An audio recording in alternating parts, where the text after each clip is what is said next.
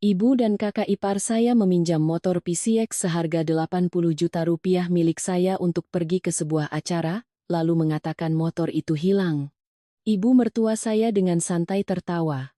Hilang ya sudah, kita kan keluarga, kamu maklumi, ibu ya, nak. Suami saya kemudian mengeluarkan sesuatu yang membuat keduanya berlutut memohon ampun. Nama saya Sari. Tahun itu usia saya 32 tahun, sudah menikah selama lebih dari 6 tahun. Suami saya, Bima, adalah pria yang baik hati, bekerja sebagai teknisi di sebuah perusahaan swasta. Penghasilannya tidak terlalu tinggi, tapi stabil. Setelah menikah, kami tinggal bersama ibu mertua, Bu Laras, dan sesekali kakak ipar saya, Ratih, juga datang membawa suami dan anaknya untuk menginap. Kadang bisa sampai seminggu penuh seolah itu rumahnya sendiri. Jujur saja, kehidupan saya sebagai menantu tidak seperti di neraka, tapi juga tidak pernah benar-benar mudah.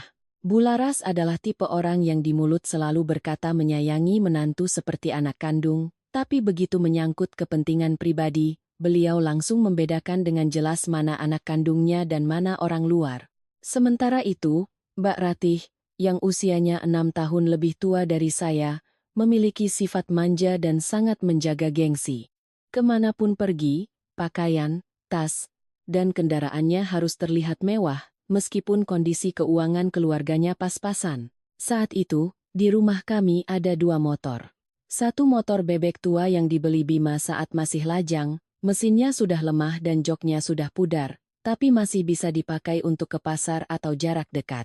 Satunya lagi adalah sebuah Honda PCX 160 yang baru kami beli 3 bulan lalu seharga lebih dari 80 juta rupiah, yang cicilannya masih kami bayar setiap bulan. Motor itu bukan untuk pamer, melainkan hasil dari jerih payah kami menabung selama bertahun-tahun. Saya masih ingat hari ketika motor itu tiba. Bima mengelus tangnya dengan lembut lalu tersenyum. Nanti kalau antar kamu pergi-pergi jadi lebih pantas sedikit, karena itulah, saya merawat motor itu dengan sangat baik. Setiap pulang kerja saya selalu mengelapnya dari debu, jika hujan saya tutup dengan terpal, dan selalu saya kunci stang serta pasang kunci ganda. Bukan karena saya pelit, tapi karena saya tahu untuk mendapatkannya, kami harus mengorbankan banyak hal. Ada bulan di mana saya tidak berani membeli baju baru. Bima juga sering melewatkan ajakan ngopi bersama teman-temannya hanya agar kami bisa membayar cicilan tepat waktu. Sore itu hari Sabtu, saya sedang membersihkan sayuran di dapur ketika mendengar suara Mbak Ratih di ruang tamu. Bu, malam ini teman-temanku ada acara makan-makan di restoran Hotel Bintang 5. Ibu ikut ya, biar seru. Begitu mendengar kata restoran hotel, wajah Bu Laras langsung cerah. Beliau memang suka tempat ramai, suka dipuji karena putrinya berpakaian bagus, dan suka jika orang lain melihat keluarganya sebagai keluarga yang mapan. Sesaat kemudian, Mbak Ratih masuk ke dapur, matanya melirik ke arah gantungan kunci di dekat pintu. Dia berkata dengan enteng, "Sari, malam ini aku sama ibu pinjam motor PCX-nya ya. Pakai motor yang satunya kelihatan butut banget, nanti sampai sana dikira kita orang susah." Tangan saya berhenti bergerak. Belum sempat saya menjawab. Bima keluar dari kamar dan langsung mengerutkan kening. Ibu sama Mbak pakai motor yang lama saja. Motor yang baru masih Mas pakai buat kerja. Lagi pula malam-malam ramai, parkir di luar tidak aman. Mendengar itu, Mbak Ratih langsung cemberut. Dia melipat tangan di dada, suaranya terdengar menyindir. Pergi ke acara makan-makan pakai motor butut begitu, nanti ditertawakan orang. Kamu beli motor baru memangnya untuk dipajang di rumah saja, sampai ibu dan kakakmu tidak boleh pinjam? Bu Laras ikut menimpali, meletakkan cangkir tehnya dengan keras. Cuma motor baru saja dijaga seperti menjaga emas. Sama keluarga sendiri kok pelit sekali? Ibu kan cuma pakai sebentar, bukan mau ibu jual. Kalimat itu membuat saya sedikit kesal, tapi saya tetap diam. Saya tahu sifat ibu mertua, semakin dibantah, beliau akan semakin memperbesar masalah. Bima menatap saya dengan canggung. Dia tahu betapa berharganya motor itu bagi saya, tapi dia juga tidak ingin malam itu berakhir dengan pertengkaran. Setelah hening beberapa detik, dia menghela napas, mengambil kunci dari gantungan dan berkata, Ya sudah, pakai saja. Tapi parkirnya di tempat yang ada penjaganya, jangan di pinggir jalan, dan pulangnya jangan malam-malam. Mbak Ratih mengambil kunci itu. Tersenyum sinis sangat tipis tapi cukup untuk saya lihat. Dia memutar-mutar kunci itu di tangannya seolah baru saja memenangkan sebuah permainan kecil. Tenang saja, kami akan menjaganya lebih baik daripada kamu. Cuma motor saja. Kalian berdua hebohnya seperti menjaga pusaka keluarga. Saya mendengarnya dengan perasaan sesak. Motor itu adalah aset kami berdua, tapi di mata mereka, selama barang itu ada di rumah ini, mereka berhak memakainya, dan saya tidak punya hak untuk merasa keberatan. Sebelum mereka pergi, saya masih sempat berpesan, Bu, Mbak, tolong kunci stang dan pakai kunci ganda ya. Kalau parkir, karcisnya jangan sampai hilang. Bu Laras mengibaskan tangannya dengan wajah tidak senang. Iya, tahu. Kamu masih muda kok, cerewetnya melebihi orang tua. Sementara itu, Mbak Ratih sudah naik ke motor dan menggebergas beberapa kali seolah sengaja pamer. Motor PCX yang mengkilap itu melesat keluar dari gerbang, meninggalkan perasaan cemas yang aneh di hati saya. Malam itu, setelah selesai memasak, saya menunggu lama tapi ibu mertua dan Mbak Ratih tak kunjung pulang. Pukul 19.30, saya menelepon Bu Laras. Telepon berdering lama tapi tidak diangkat. Saya menelepon Mbak Ratih. Ponselnya juga tidak aktif. Bima bilang, mungkin di dalam restoran berisik, coba telepon lagi nanti. Tapi hingga pukul 20.00, lalu 20.30, kedua nomor itu tetap tidak bisa dihubungi. Perasaan cemas saya semakin menjadi-jadi, seperti ada tangan tak terlihat yang meremas dada saya. Hampir pukul 21.00, terdengar suara ojek berhenti di depan gerbang. Saya bergegas berdiri. Bu Laras dan Mbak Ratih masuk, pakaian mereka masih rapi, rambut mereka tidak berantakan, dan wajah mereka tidak menunjukkan kepanikan sedikit pun. Yang membuat saya merinding adalah tidak ada kunci motor di tangan mereka. Bima berdiri dari sofa, melihat ke belakang mereka lalu bertanya, motornya mana? Bu Laras tidak langsung menjawab. Beliau perlahan melepas selendangnya, duduk, lalu menuang segelas air seolah baru saja pulang jalan-jalan seperti biasa. Mbak Ratih menghindari tatapan saya, tapi sudut bibirnya masih menyunggingkan ekspresi tenang yang sulit dimengerti. Seluruh ruangan tiba-tiba menjadi sunyi senyap. Pada saat itu, saya tahu pasti sesuatu yang buruk telah terjadi. Dan motor PCX baru kami, motor yang kami rawat dengan sepenuh hati selama berbulan-bulan, telah terseret ke dalam masalah yang bukan sekadar kelalaian. Saya menatap lekat wajah ibu mertua, lalu beralih ke Mbak Ratih. Satu orang dengan santai minum air.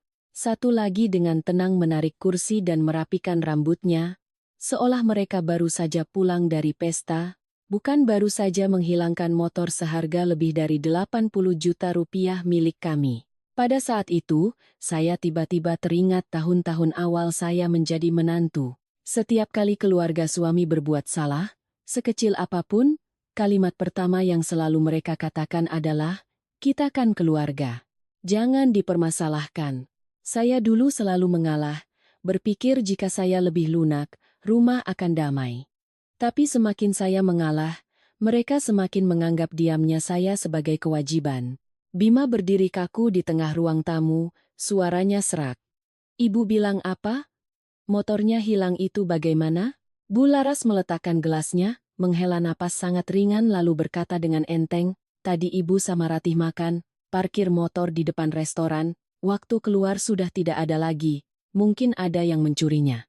Mendengar itu, kepala saya berdengung. Sebuah motor PCX baru, dengan kunci, keyless, dan kunci ganda, tapi beliau bilang hilang semudah orang menjatuhkan sapu tangan. Saya mencoba menjaga suara tetap tenang. Ibu parkir di depan restoran mana? Hilangnya jam berapa? Waktu tahu hilang, apa ibu panggil satpam atau lapor polisi? Bu Laras mengerutkan kening, wajahnya langsung kesal. Kamu ini bertanya kok seperti menginterogasi? Ibu ini sedang capek. Baru saja kehilangan motor, bukannya ditanya apa ibu baik-baik saja, malah dicecar seperti penjahat. Mbak Ratih yang duduk di sebelahnya tertawa sinis, menyilangkan kakinya. Cuma motor saja kok heboh sekali. Ibu kan juga tidak mau motornya hilang. Atau jangan-jangan kamu pikir ibu dan aku berkomplot mencuri motormu? Saya menoleh pada Mbak Ratih. Setiap kata keluar dari mulut saya dengan sangat perlahan. Saya tidak menuduh siapapun mencuri. Saya hanya bertanya kejadiannya bagaimana agar kita bisa segera mencari motornya. Wajah Mbak Ratih langsung masam. Cari apa lagi? Sudah hilang ya sudah, hebohnya seperti motor itu terbuat dari emas saja. Sejak ada motor baru di rumah ini, kamu lebih sayang motor daripada keluarga? Bu Laras, mendengar itu, seolah mendapat dukungan. Beliau memegangi dadanya dan menghela napas. Sudahlah, Sari. Ibu ini sudah tua, kena musibah begini, kamu maklumi saja ibu. Kita kan keluarga. Masa karena sebuah motor kamu mau mempermalukan ibumu? Kalimat kita kan keluarga itu terdengar lebih menyakitkan daripada makian. Jika memang keluarga, kenapa saat motor hilang mereka tidak langsung menelepon kami? Jika memang keluarga, kenapa saat pulang mereka tidak menunjukkan kepanikan sedikit pun, tidak ada satu kata maaf yang tulus? Saya melihat ke tangan saya, kuku saya sudah menancap dalam di telapak tangan. Saya takut jika saya meluapkan amarah, mereka akan menggunakan kata-kata saya untuk menuduh saya kurang ajar. Bima saat itu juga mulai kehilangan kesabaran. Ibu, sebutkan nama restorannya. Biar aku ke sana sekarang, cek CCTV. Bu Laras terdiam sejenak, sangat cepat, tapi saya melihatnya melirik ke arah Mbak Ratih. Mbak Ratih langsung menyela. Restorannya ramai sekali. Aku juga tidak ingat namanya, sepertinya di dekat area pasar lama, di gang apa gitu.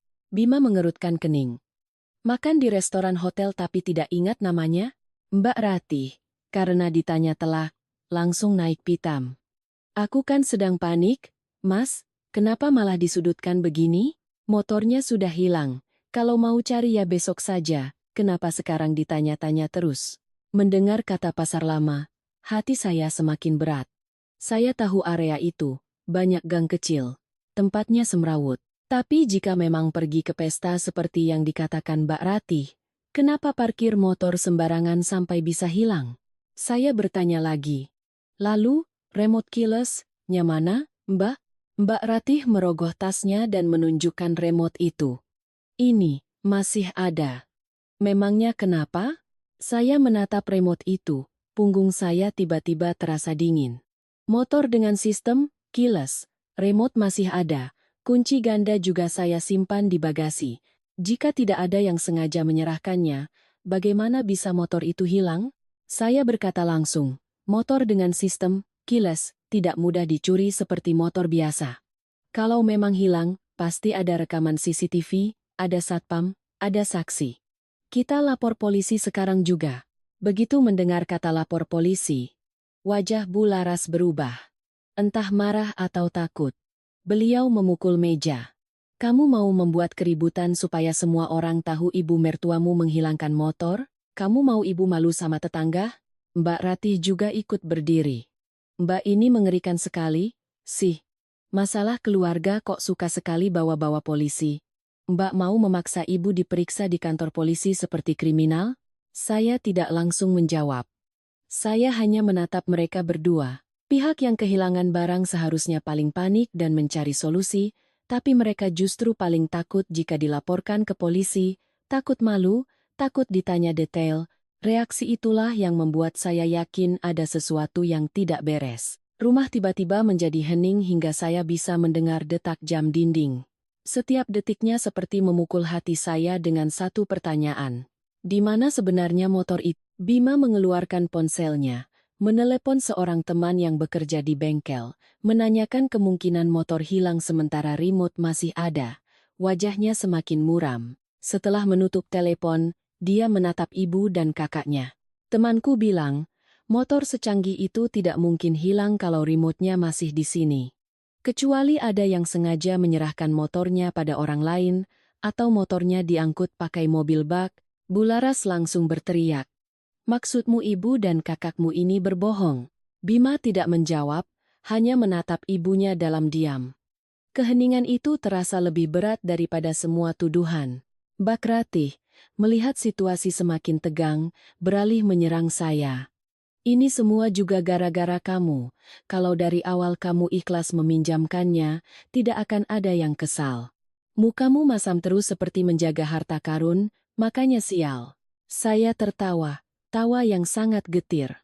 Mbak yang menghilangkan motor kami, sekarang kesalahannya jadi karena saya tidak cukup ceria saat meminjamkannya? Mbak Ratih terdiam beberapa detik, lalu membuang muka dan bergumam, memang tidak bisa bicara baik-baik dengan orang mata duitan. Saya tidak mau berdebat lagi. Saya beralih ke samping, berpura-pura menelepon Bima yang jelas-jelas ada di sana. Saya membuka catatan di ponsel dan diam-diam mencatat setiap perkataan mereka, setiap waktu yang mereka sebutkan, setiap detail yang tidak konsisten. Bukan untuk balas dendam, tapi firasat saya mengatakan jika saya tidak tetap tenang malam ini, besok segalanya akan diputarbalikkan menjadi kesalahan saya. Bu Laras, melihat saya diam, mengira saya sudah mengalah. Beliau melunakkan suaranya, tapi tetap dengan nada memaksa. Sudahlah, nasi sudah menjadi bubur. Besok saja dipikirkan lagi. Paling-paling kalian beli motor baru, anggap saja buang sial. Kamu ini menantu, tinggal di rumah ini. Jangan karena sedikit harta benda, hubungan keluarga jadi rusak. Saya menatapnya, tenggorokan saya tercekat. 80 juta rupiah bagi mereka mungkin sedikit harta benda karena bukan uang mereka yang keluar, tapi bagi kami, itu adalah keringat, tabungan berbulan-bulan, dan utang cicilan yang belum lunas. Malam itu saya tahu saya tidak akan bisa tidur nyenyak, motor itu tidak hilang begitu saja, dan sikap ibu serta kakak ipar saya bukanlah sikap orang yang tidak sengaja. Ini lebih mirip sikap orang yang sudah menyiapkan sebuah skenario. Hanya saja mereka tidak menyangka penonton pertama dari skenario itu tidak semudah yang mereka kira untuk ditipu. Hampir pukul 10 malam. Ruang tamu masih terasa berat. Bu Laras duduk di sofa dengan wajah masam, sesekali menghela napas keras seolah ingin menunjukkan bahwa beliaulah yang menjadi korban. Mbak Ratih memeluk ponselnya, matanya merah, tapi saya tahu itu bukan karena cemas, melainkan karena marah rencananya tidak berjalan mulus. Sementara saya duduk di hadapan mereka, hati saya perlahan mendingin, tidak lagi sepanik sebelumnya. Ketika seseorang mulai tenang setelah syok, hal-hal yang tidak masuk akal akan terlihat semakin jelas.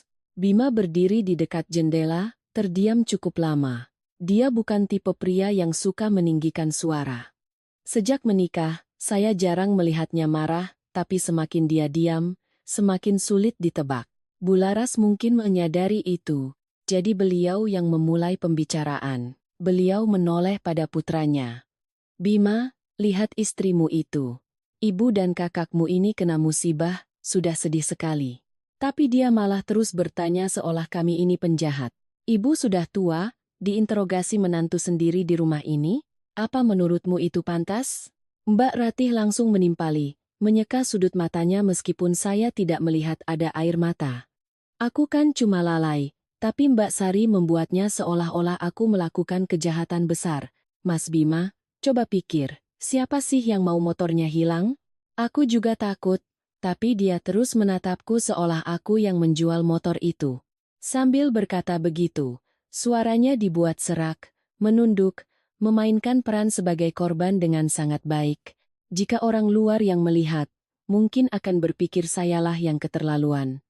Saya tidak menyela. Saya belajar satu hal setelah bertahun-tahun menjadi menantu.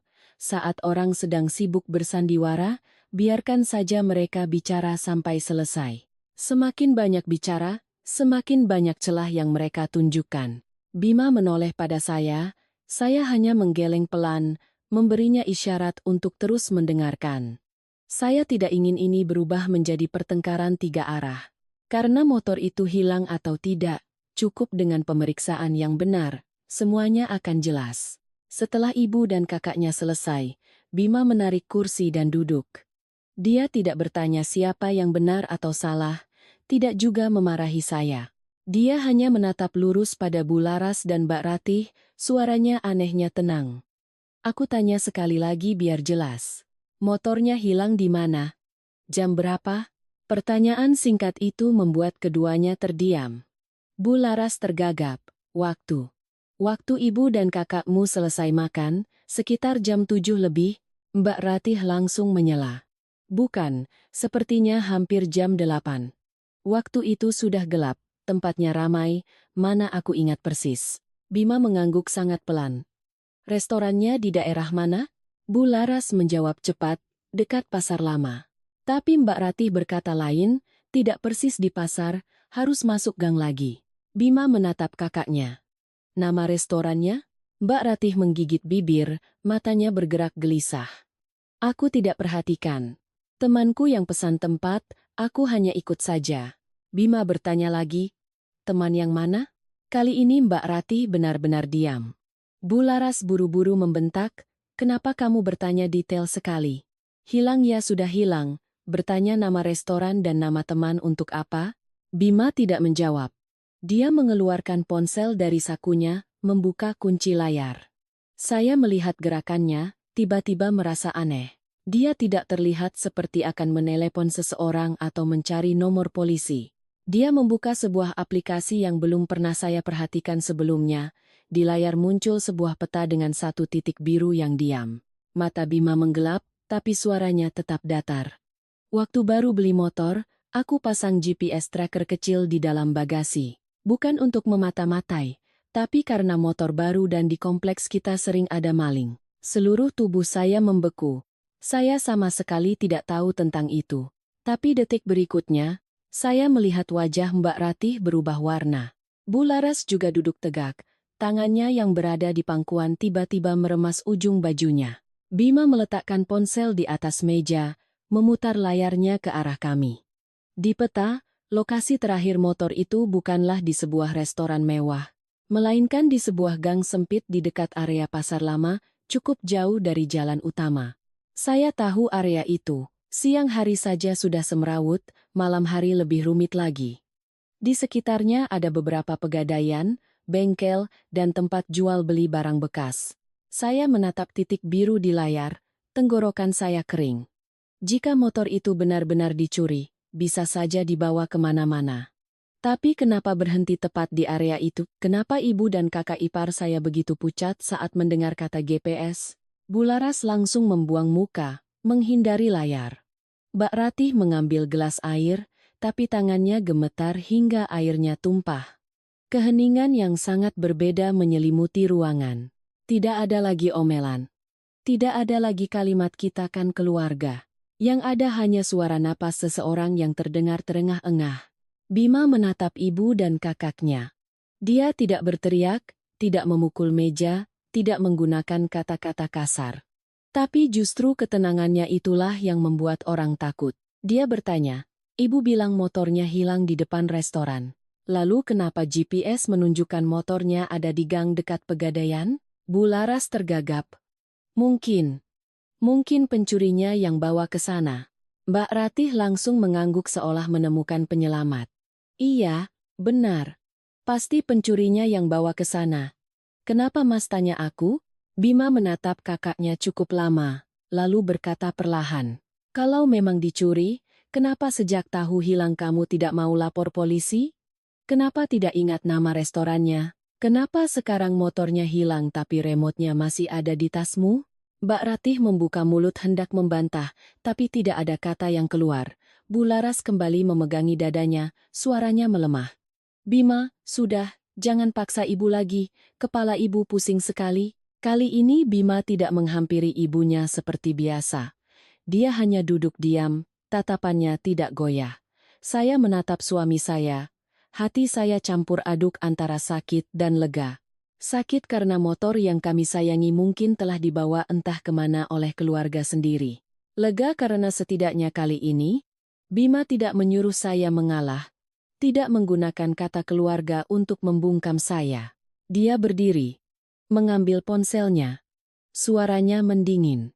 Malam ini aku tidak akan bicara lagi. Besok aku akan datang ke lokasi ini untuk memastikan. Kalau motornya benar-benar hilang, aku akan temani ibu dan Bak untuk lapor. Tapi kalau motornya tidak hilang. Dia berhenti. Menatap lurus pada dua orang di hadapannya.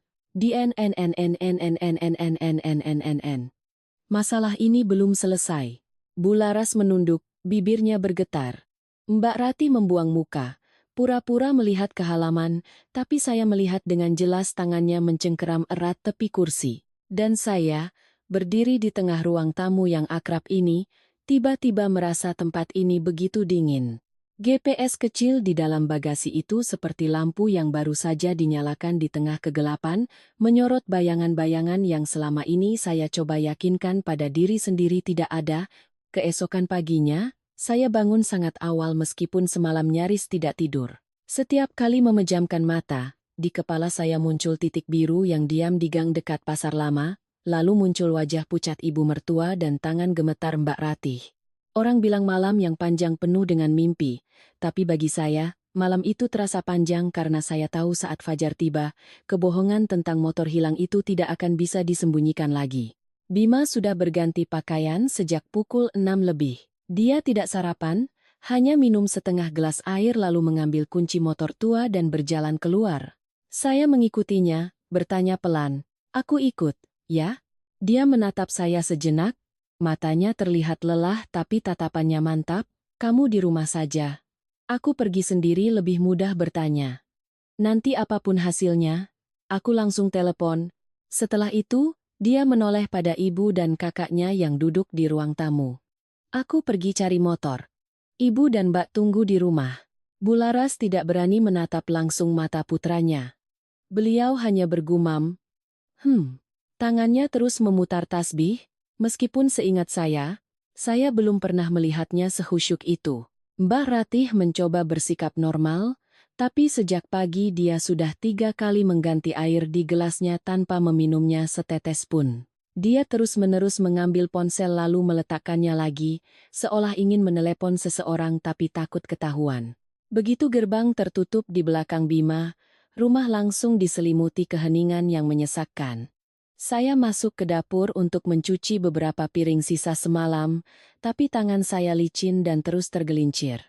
Bu Laras duduk di ruang tamu, sesekali batuk. Mbak Ratih berdiri di dekat jendela, matanya menatap ke arah jalan. Tidak ada yang saling bicara, tapi saya tahu kami bertiga sedang menunggu telepon yang sama. Sekitar pukul 11 siang, ponsel saya bergetar. "Bima." Saya langsung mengangkatnya. Di seberang sana hening beberapa detik, lalu suaranya terdengar sangat dalam. "Sari, motornya tidak hilang. Ada di Pegadaian." Saya berdiri mematung di tengah dapur, air dari keran masih mengalir deras. Meskipun sudah menduganya, tapi saat mendengar konfirmasi langsung dari suami saya, jantung saya serasa diremas. Belum sempat saya bicara. Dari ruang tamu terdengar suara gelas pecah. Saya menoleh, Bu Laras berdiri kaku di samping meja, tangannya masih dalam posisi baru saja melepaskan gelas. Pecahan kaca berserakan di lantai, air tumpah di dekat kakinya. Mbak Rati juga berbalik menatap saya, wajahnya pucat pasi. Satu kalimat di telepon itu telah merobek tirai kebohongan yang mereka coba bentangkan sejak semalam. Saya menempelkan ponsel lebih erat ke telinga, mencoba bertanya, "Kamu di sana sekarang?" Bima menjawab, "Iya. Aku sudah bicara dengan pemiliknya. Nanti sore aku pulang." Suaranya sangat tenang, begitu tenang hingga saya semakin takut. Dia tidak menceritakan detailnya, tidak juga memaki siapapun di telepon. Tapi saya tahu jika dia berkata nanti sore aku pulang, artinya dia sudah memegang sesuatu yang cukup jelas. Bu Laras tergagap bertanya pada saya, Dia bilang apa?" Saya menatapnya dan menjawab setiap kata dengan jelas, "Motornya ada di Pegadaian." Beliau mundur selangkah, bibirnya bergerak-gerak tapi tidak ada suara yang keluar. Mbak Ratih langsung menyela dengan suara melengking. "Pasti pencurinya yang bawa ke sana." "Iya, kan? Pasti pencurinya." Saya menatapnya, hati saya dingin. Orang yang tidak bersalah akan bertanya, "Motornya masih utuh? Bisa diambil lagi? Perlu lapor polisi?" Tapi Mbak Rati hanya buru-buru mencari alasan. Sore itu, Bima pulang sekitar pukul 4 lebih. Dia memarkir motor tua di halaman, lalu masuk dengan wajah yang tidak lagi menunjukkan kelembutan. Di tangannya ada sebuah map coklat. Begitu melihat putranya pulang, Bu Laras langsung berdiri. "Bagaimana, Nak? Motornya mana?" Bisa diambil lagi? Bima tidak langsung menjawab. Dia berjalan lurus ke meja, menarik kursi dan duduk, lalu mengeluarkan selembar kertas dari dalam map dan meletakkannya di atas meja kaca. Selembar kertas tipis, tapi saat berada di tengah ruang tamu, rasanya seperti seluruh rumah tertimpa beban berat. Bima mendorong kertas itu ke arah kami dengan 2 jari. Surat gadai. Pemiliknya memberiku fotokopiannya. Saya menunduk melihatnya. Di atas kertas itu tertulis dengan jelas nomor polisi, merek motor, jumlah uang gadai, serta tanggal dan waktu transaksi. Tapi yang membuat saya merinding adalah di bagian pihak yang menggadaikan, ada tanda tangan Mbak Ratih yang ditulis dengan asal. Bu Laras juga melihatnya. Beliau merebut kertas itu. Matanya terbelalak. Ratih, ini apa? Mbak Ratih berdiri diam beberapa detik, lalu tiba-tiba menangis histeris. Dia menutupi wajahnya dan terduduk lemas di sofa seperti orang yang sudah terpojok. Aku tidak punya pilihan lain, Bu. Aku benar-benar tidak punya pilihan lain. Tangisan itu, jika didengar dalam situasi lain, mungkin akan mengundang simpati. Tapi saat ini, saya hanya merasakannya sebagai sesuatu yang terlambat dan palsu. Bima menatap kakaknya dan bertanya langsung. Uangnya mana?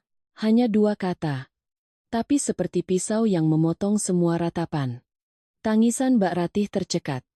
Dia menangis lebih keras tapi sama sekali tidak menjawab. Bima mengulangi, suaranya lebih berat.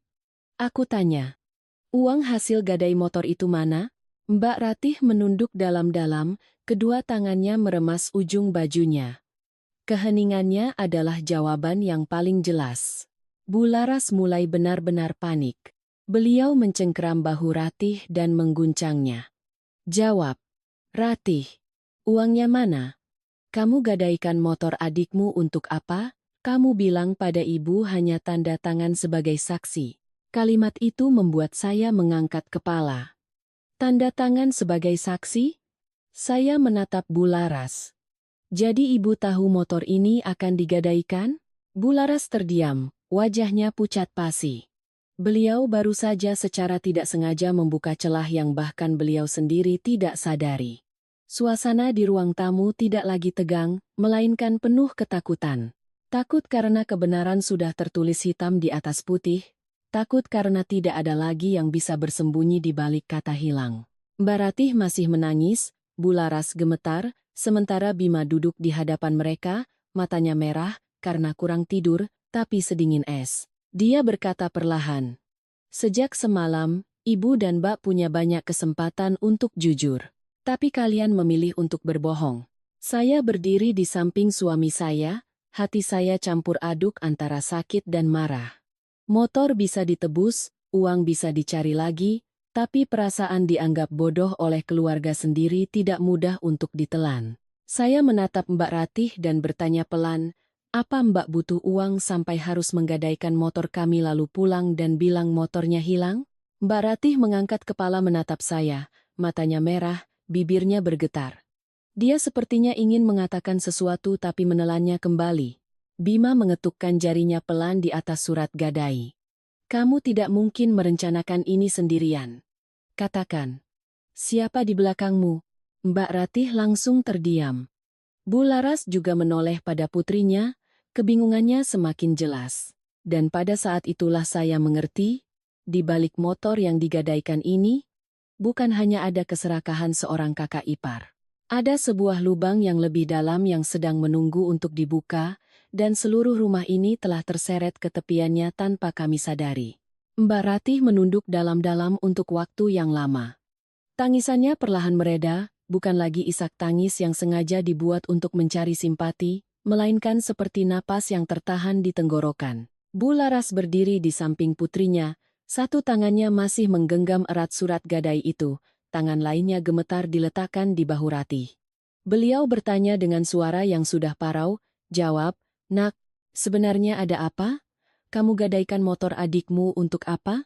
Mbak Ratih mengangkat kepala, matanya yang bengkak menatap Bima lalu saya. Dia menggigit bibirnya hingga berdarah, butuh waktu lama sebelum akhirnya beberapa kata keluar. Ini karena Mas Rendra. Dia punya utang. Begitu nama Rendra disebut, ruangan seolah jatuh lebih dalam. Rendra adalah suami Mbak Ratih, kakak ipar Bima. Di hadapan kerabat, dia selalu tampil necis, memakai jam tangan mengkilap, dan setiap kali bicara selalu tentang bisnis, proyek, dan relasi. Setiap kali datang ke rumah, dia selalu berlagak seperti pria sukses, bahkan sering menasihati Bima agar lebih berani jika ingin kaya. Saya tidak pernah suka Rendra, tapi juga tidak menyangka dia akan seburuk ini. Sambil menangis, Mbak Ratih bercerita dengan terbata-bata. Usahanya bangkrut, lalu dia pinjam uang dari luar. Orang-orangnya sudah menagih terus-terusan. Mereka bilang kalau akhir minggu ini tidak ada uang, mereka akan datang ke rumah dan kantornya, membuat dia kehilangan muka. Bima menatap kakaknya. Tatapannya tidak lagi menunjukkan simpati. Dia bertanya, usaha bangkrut atau kalah judi?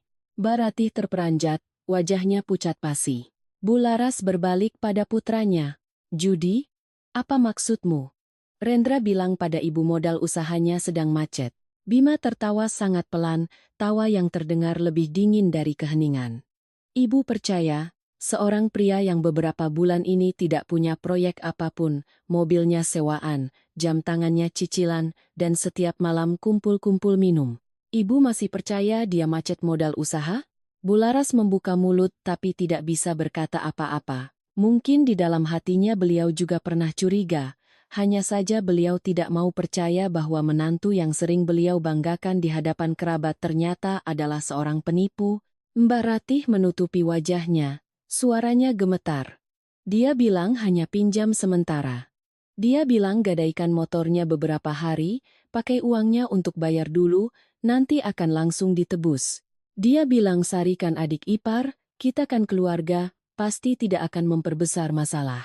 Mendengar itu, kemarahan saya kembali memuncak. Lagi-lagi kata keluarga itu. Keluarga untuk saling menyayangi jarang terdengar, tapi untuk dijadikan alasan menginjak-injak aset, jerih payah, dan harga diri saya, itu sering sekali. Bima mencondongkan tubuhnya ke depan. Suaranya merendah. Pinjam sementara dengan cara diam-diam menggadaikan motor kami, lalu pulang dan bilang hilang? Mbak Ratih tercekat, tidak berani menatapnya. Bima melanjutkan. Setiap katanya jelas. Apa kamu tahu motor itu masih dalam cicilan? Setiap bulan kami harus bayar. Kamu menggadaikannya dengan harga murah. Nanti kalau surat-suratnya hilang, siapa yang tanggung jawab? Kamu? Atau lagi-lagi Sari yang harus menanggungnya? Pertanyaan itu membuat Mbak Ratih menunduk lebih dalam. Bu Laras, mendengar bahwa motor itu masih dicicil, terduduk lemas di kursi. Mungkin baru saat inilah beliau mengerti bahwa motor itu bukanlah barang mewah yang kami beli untuk pamer. Itu adalah utang, tanggung jawab, dan potongan dari gaji kami setiap bulan. Tapi yang lebih menyakitkan adalah, sebelumnya beliau tidak pernah memikirkan hal itu.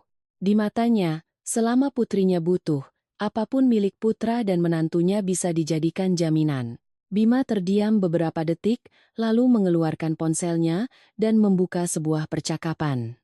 Dia meletakkan ponsel itu di meja, mendorongnya ke arah Mbak Ratih. Mbak masih ingat, Mas Heri, temanku yang dulu kerja di gudang suku cadang?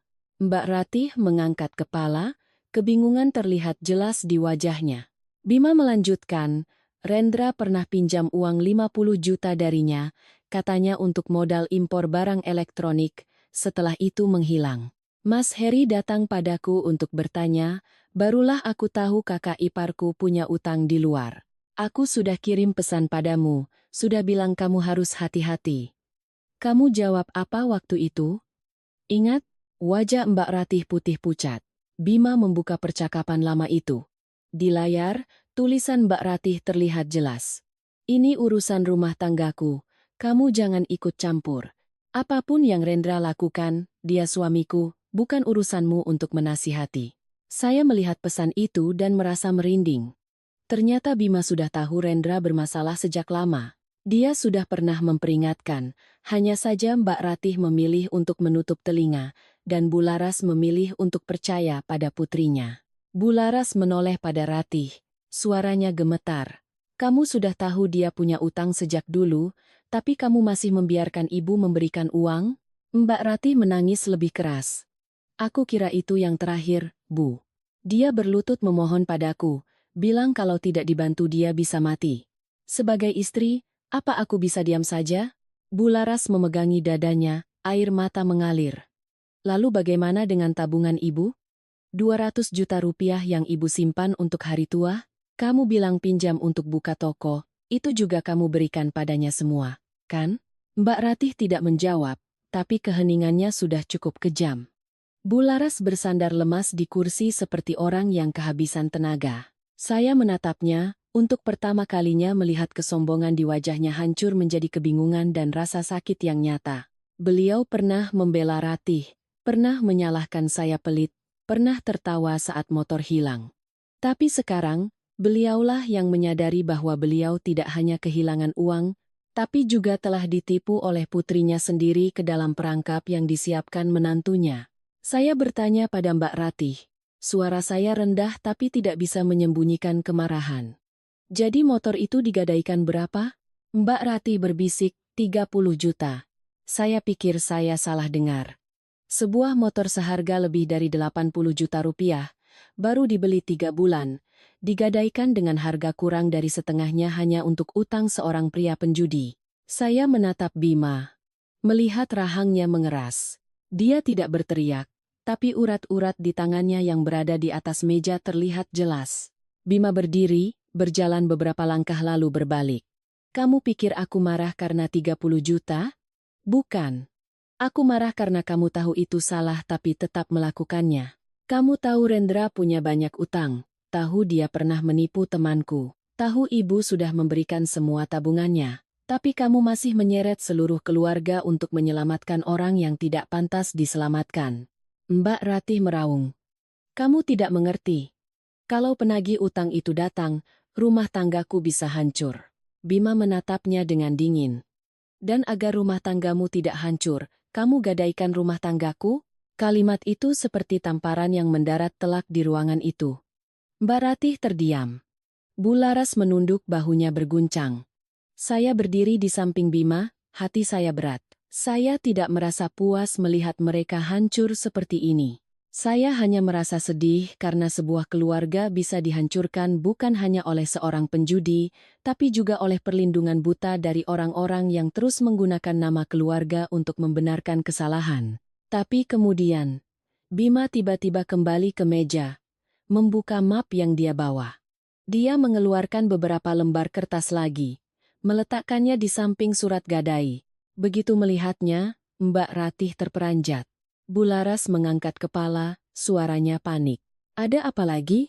Bima menatap lurus pada kakaknya, tatapannya begitu tajam hingga Mbak Ratih tidak berani balas menatap. Dia berkata perlahan, kamu pikir masalahnya hanya motor ini saja? Atau perlu aku lanjutkan? Kalimat itu membuat suasana di ruangan seolah membeku. Saya melihat tumpukan kertas di meja. Firasat saya mengatakan di balik motor PCX yang digadaikan itu, masih ada utang-utang lain, kebohongan-kebohongan lain, dan korban-korban lain yang sedang menunggu untuk diungkap. Dan saya mengerti sejak saat itu, masalah ini bukan lagi hanya urusan kami berdua. Bima tidak langsung menjawab pertanyaan ibunya.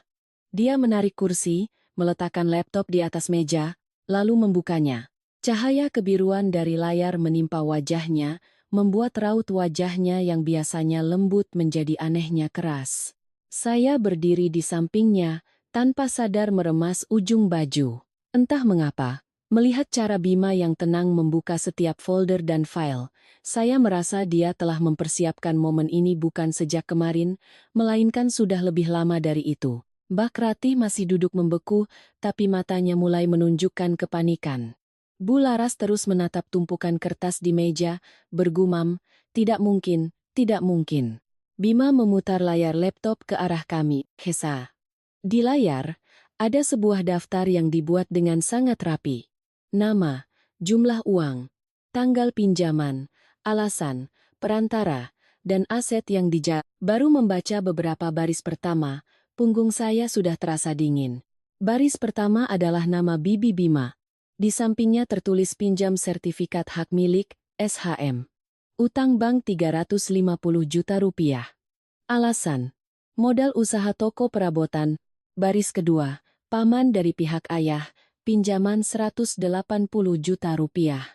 Alasan, modal impor barang elektronik. Lalu ada tetangga lama Bularas, dipinjam 5 gram emas dengan janji dikembalikan dalam 10 hari. Bahkan ada sepasang cincin kawin milik kenalan yang dipinjam dengan alasan untuk biaya rumah sakit darurat. Setiap baris yang muncul seperti tamparan yang mendarat di ruangan yang sudah sesak itu. Saya menoleh pada Mbak Ratih. Dia tidak lagi menangis, bibirnya terkatup rapat, matanya terbelalak seperti seseorang yang baru saja melihat rahasia yang terkubur dalam-dalam terbongkar di siang hari. Bularas dengan tangan gemetar menunjuk layar. Ini apa? Tante Marni benar-benar memberikan sertifikatnya padamu? Kamu bilang pada ibu dia sukarela ikut modal usaha? Mbak Ratih tergagap. Aku juga hanya dengar dari Mas Rendra. Dia bilang pasti bisa dikembalikan. Bima menggulir ke bagian bawah daftar. Di baris total, angka yang muncul membuat saya sesak napas, lebih dari 700 juta rupiah. Itu bukan lagi utang kecil untuk tambal sulam. Itu adalah sebuah lubang besar yang digali diam-diam dengan kepercayaan kerabat, tetangga, dan kenaifan ibu mertua saya sendiri. Bima berkata perlahan, "Kamu pikir motor ini yang terakhir? Bukan. Ini hanya yang paling baru, yang kebetulan menyenggol langsung rumah tanggaku, menyenggol istriku, jadi aku tidak bisa diam lagi." Bularas seolah tidak sanggup berdiri, harus berpegangan pada kursi. Beliau menatap Ratih, air mata mengalir, suaranya bergetar. "Ibu kan hanya memberikan tabungan ibu. Ibu pikir kamu hanya butuh bantuan sekali untuk suamimu. Kenapa sampai ada sertifikat, emas, dan cincin kawin orang lain? Kamu jadikan ibu ini apa di mata kerabat?" Nak, untuk pertama kalinya saya mendengar beliau memanggil Ratih dengan suara yang penuh rasa sakit dan ketakutan seperti itu. Bukan lagi sosok ibu yang selalu membela putrinya membabi buta, melainkan seorang wanita tua yang baru sadar telah ditipu habis-habisan oleh orang terdekatnya. Mbak Ratih tiba-tiba berdiri, menunjuk Bima. "Dari mana kamu dapat semua ini? Kamu memata-matai aku. Kamu menyuruh orang menguntit rumahku, kan?" Suaranya melengking, bukan karena merasa difitnah, melainkan karena ketakutan. Bima mengangkat mata menatapnya dengan sangat tenang. "Tidak ada yang punya waktu untuk memata-mataimu. Mereka yang datang sendiri padaku karena suamimu berutang pada teman-temanku, lalu menggunakan nama keluarga kita untuk meminjam lagi." Dia membuka folder lain, isinya tangkapan layar percakapan. Ada pesan di mana Mbak Ratih meyakinkan seorang kerabat, "Percaya saja sama aku. Ibuku juga tahu kok, ini kan bisnis keluarga, untungnya dibagi rata." Ada pesan Rendra pada orang lain, "Adik ipar saya teknisi, kenalannya banyak, proyek kali ini pasti berhasil." Membaca itu, jantung saya berdebar kencang. Mereka tidak hanya meminjam uang, mereka meminjam reputasi Bima, meminjam nama keluarga kami untuk membangun citra bisnis yang palsu. Bima mengklik sebuah file audio. Dia tidak menjelaskan isinya, hanya menekannya. Suara Rendra terdengar dari speaker laptop, sedikit berisik tapi jelas. "Orang tua itu masih punya uang, paksa saja terus. Kalau tidak bisa, ambil saja barang-barang di rumahnya. Si Sari itu orangnya penurut, Bima juga gengsian, mereka tidak akan berani memperbesar masalah." Seluruh tubuh saya membeku. Bukan karena dihina, tapi karena saya mendengar dengan jelas perhitungan dingin di balik kalimat itu. Bagi Rendra, kami bukan keluarga, kami hanyalah kantong-kantong yang masih bisa diperas. Bularas memegangi dadanya, air mata membasahi pipinya. Beliau menatap Ratih, suaranya pecah. Dia menyebut ibu orang tua itu. Dia menyuruh memaksamu meminta uang. Tapi kamu masih saja mendengarkannya? Mbak Ratih mundur selangkah, wajahnya pucat pasi. Dia mencoba membantah. "Tidak. Mungkin dia sedang emosi saja. Mas Rendra tidak bermaksud begitu."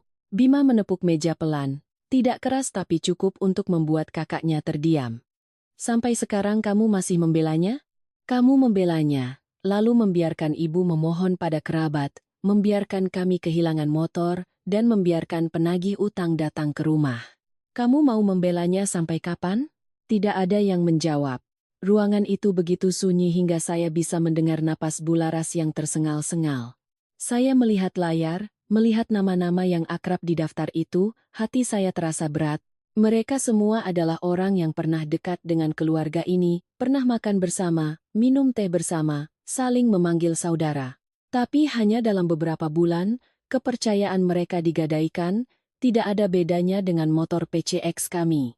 Mbak Ratih tiba-tiba menoleh pada saya, matanya memohon sekaligus menyalahkan. Sari, aku tahu aku salah, tapi kamu kan juga perempuan, kamu harusnya mengerti. Suami punya utang, ditagih terus-terusan. Aku tidak punya pilihan lain. Saya menatapnya sangat lama. Lalu menjawab, saya mengerti bagaimana rasanya perempuan menderita karena suami. Tapi saya tidak mengerti bagaimana seorang perempuan tega menyeret ibu kandungnya, adik laki-lakinya, adik iparnya, dan seluruh kerabatnya ke dalam lubang hanya untuk menutupi kesalahan suaminya. Itu bukan penderitaan, Mbak. Itu keegoisan. Kalimat itu membuat Mbak Ratih terdiam. Bima menutup file audio itu tapi tidak menutup laptopnya.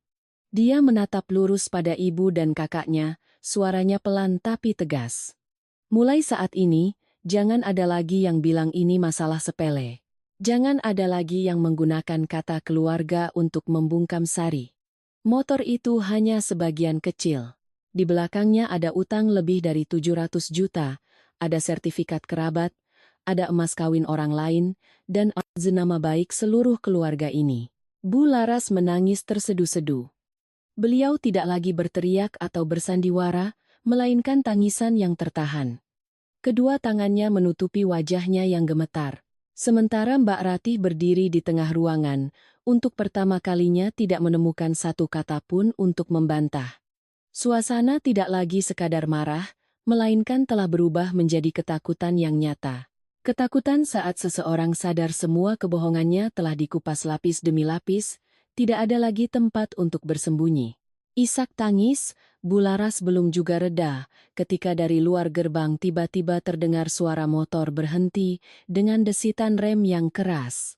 Suara itu merobek keheningan, kering dan menusuk telinga. Mbak Ratih terperanjat, wajahnya langsung berubah seolah sudah bisa menebak siapa yang datang. Saya melihat ke halaman, hati saya terasa berat dan dingin. Ada hal-hal yang ketika sudah retak di satu sisi, mereka yang bersembunyi di baliknya tidak akan lagi sabar untuk tetap dalam kegelapan. Pintu ruang tamu didorong dengan kasar. Rendra masuk, tubuhnya berbau asap rokok dan alkohol, kemejanya kusut, rambutnya acak-acakan, tapi matanya liar. Dia tidak menyapa ibu mertuanya, tidak melihat saya, apalagi bertanya ada apa. Begitu masuk, dia langsung menunjuk wajah Bima dan berteriak, "Siapa yang suruh kamu ikut campur urusanku? Kamu pikir kamu siapa? Berani-beraninya menyentuh catatan utangku?" Secara tidak sadar saya mundur selangkah. Bukan karena takut, tapi karena sikap kasarnya begitu berbeda dengan citra kakak ipar sopan yang selama ini dia tunjukkan di hadapan keluarga. Bularas menatap menantunya, bibirnya bergetar. "Rendra, apa yang Bima katakan itu benar? Kamu benar-benar punya utang sebanyak itu?" Rendra meliriknya sekilas, tanpa rasa bersalah sedikit pun. Dia hanya menggeram, "Ibu jangan dengarkan omong kosong Bima. Namanya juga bisnis, ada naik turunnya. Laki-laki cari pinjaman di luar itu biasa." Bima berdiri. Dia tidak meninggikan suara atau berdebat. Dia hanya menutup laptopnya, menatap lurus pada Rendra. "Kamu pinjam uang. Kamu berjanji, kamu memakai nama keluarga kami sebagai jaminan. Sekarang kamu bertanya apa hubungannya denganku?" Rendra tertawa sinis, melangkah ke tengah ruangan seolah itu rumahnya sendiri. "Jaminan apa? Bicaramu hebat sekali. Aku ini kakak iparmu, kalau keluarga tidak saling bantu, lalu siapa lagi?" Mbak Ratih saat itu bergegas menarik tangan suaminya. "Mas Rendra, tenang dulu."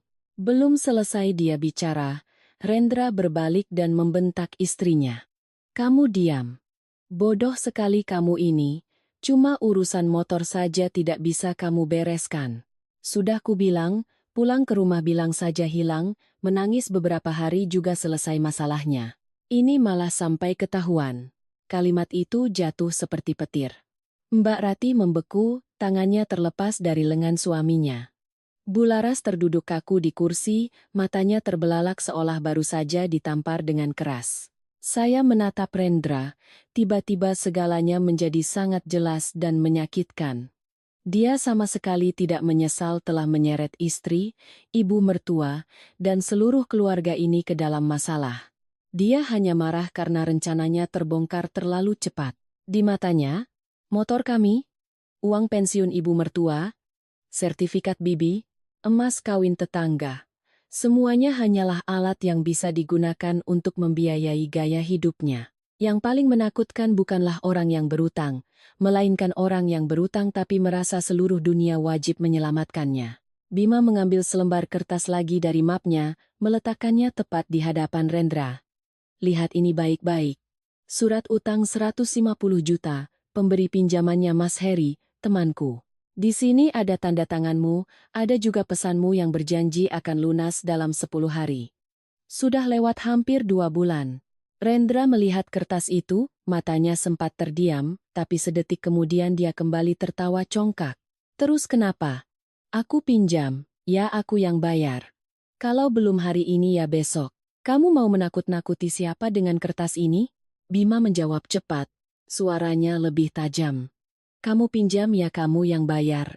Tapi kamu meminjam dengan mengatakan sedang mengerjakan proyek bersamaku. Kamu bilang keluarga kami menjaminmu. Kamu menyuruh ibuku meminjam uang, menyuruh istriku menggadaikan motor kami, kamu menipu seluruh kerabatku. Apa itu masih belum ada hubungannya?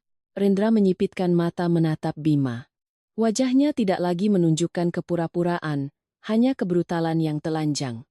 Dia mendekat, merendahkan suaranya, tapi setiap katanya penuh ancaman. Kamu pikir bisa mengalahkanku? Suasana di ruangan menjadi sangat tegang. Saya bisa mendengar napas Mbak Ratih yang tersengal-sengal. Bularas berpegangan pada kursi, bergumam memanggil nama putranya. Saya menatap Bima, jantung saya berdebar kencang, takut Rendra akan berbuat nekat. Tapi Bima tidak mundur. Dia berdiri tegap, bahunya lurus, matanya begitu dingin hingga saya sendiri merasa ngeri. Dia berkata sangat pelan, tapi seluruh ruangan mendengarnya. Coba saja. Rendra menggeram, menunjuk wajah Bima. Jangan pikir dengan beberapa lembar kertas kamu bisa berbuat macam-macam. Utang di luar tidak diselesaikan dengan kertas putih. Kalau aku sampai dipermalukan, seluruh keluarga ini juga jangan harap bisa hidup tenang. Mbak Ratih bergegas memeluk lengan suaminya, menangis. Mas, jangan begitu, aku mohon. Rendra mendorongnya dengan kasar hingga Mbak Ratih terhuyung nyaris jatuh. Kamu yang merusak semuanya. Menikah denganmu benar-benar sial. Kalimat itu membuat Mbak Ratih membeku. Saya melihat ada sesuatu yang hancur di matanya, tapi sebelum sempat menjadi penyesalan, perasaan itu sudah dikalahkan oleh rasa takut. Bularas menangis. Rendra, ibu sudah memberikan semua uang ibu padamu. Ibu percaya padamu, ibu sayang kalian berdua. Kenapa kamu? Rendra menoleh pada beliau dengan dingin. Ibu memberikannya sukarela. Sekarang jangan mengungkitnya. Kalau ibu benar-benar sayang pada putrimu, suruh Bima diam, tebus motornya, lalu pinjami aku uang lagi. Setelah putaran ini, aku akan kembalikan semuanya.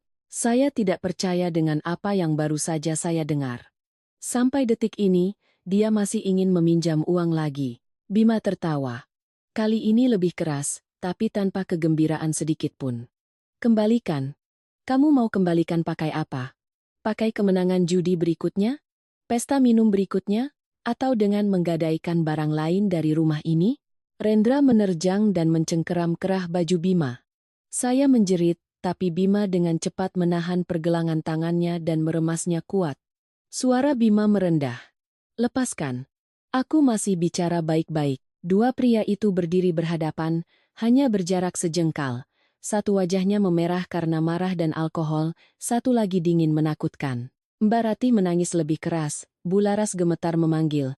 Bima, jangan nak, jangan berkelahi di rumah. Bima perlahan melepaskan cengkeraman Rendra dari kerahnya, lalu menepuk-nepuk bajunya seolah membersihkan kotoran.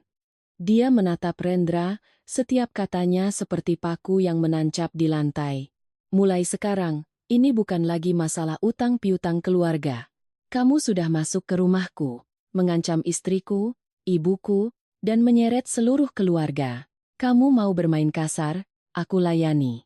Rendra tertawa sinis, tapi saya melihat tawa itu tidak lagi percaya diri.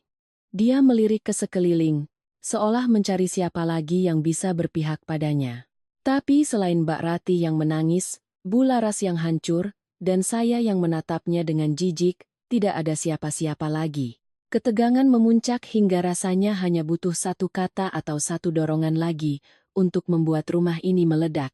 Dan saya mengerti, dalang di balik semua ini akhirnya menunjukkan wajah aslinya, tapi kemunculannya barulah awal dari badai yang lebih besar. Begitu kalimat Bima selesai, dari luar gerbang tiba-tiba terdengar suara mobil berhenti mendadak, decit bannya panjang dan tajam seperti pisau yang menggores aspal. Saya terkejut dan menoleh. Rendra juga terdiam. Tangannya yang terkepal di sisi tubuhnya tiba-tiba menegang. Dalam sekejap, kesombongan di wajahnya luntur, digantikan oleh kepanikan yang sejak tadi coba dia sembunyikan. Suara langkah kaki di halaman semakin dekat, bukan hanya satu orang, tapi beberapa. Pintu ruang tamu terbuka, dan 3 pria masuk. Pakaian mereka biasa saja, tapi penampilan mereka jauh dari kata ramah. Pria yang memimpin berusia sekitar 40-an, rambutnya cepak, kemejanya hitam, dan di pergelangan tangannya ada gelang kayu. Dia tidak melihat siapapun, hanya menatap lurus pada Rendra, sudut bibirnya terangkat. Mau lari kemanapun tidak akan bisa, bro. Wajah Rendra pucat pasi. Pria yang baru saja berteriak seolah ingin menelan seisi rumah, kini tanpa sadar mundur setengah langkah. Suaranya serak. Bagaimana? Bagaimana kalian tahu aku di sini? Pria berkemeja hitam itu menarik kursi dan duduk dengan santai seolah itu rumahnya sendiri. Dia tertawa dingin, melirik ke arah Bima. Berterima kasihlah pada Mas Bima ini, kalau tidak, entah sampai kapan kamu akan menyeret seluruh keluarga istrimu untuk mati bersamamu. Saya menoleh pada suami saya. Bu Laras dan Mbak Ratih juga menatap Bima dengan kaget. Bima tidak menghindar. Dia berkata dengan tenang, saya yang mengundang mereka ke sini, karena masalah ini harus diselesaikan sampai tuntas. Kalau terus ditutupi di dalam rumah, korban penipuan akan semakin banyak, dan dia akan semakin merasa semua orang takut padanya. Mendengar itu, jantung saya berdebar kencang. Ternyata sejak pergi untuk mencari motor, Bima tidak hanya menemukan motor itu. Dia telah menarik seluruh benang kusut ini kembali ke sumber masalahnya untuk dihadapi secara langsung. Pria berkemeja hitam itu meletakkan setumpuk kertas di atas meja.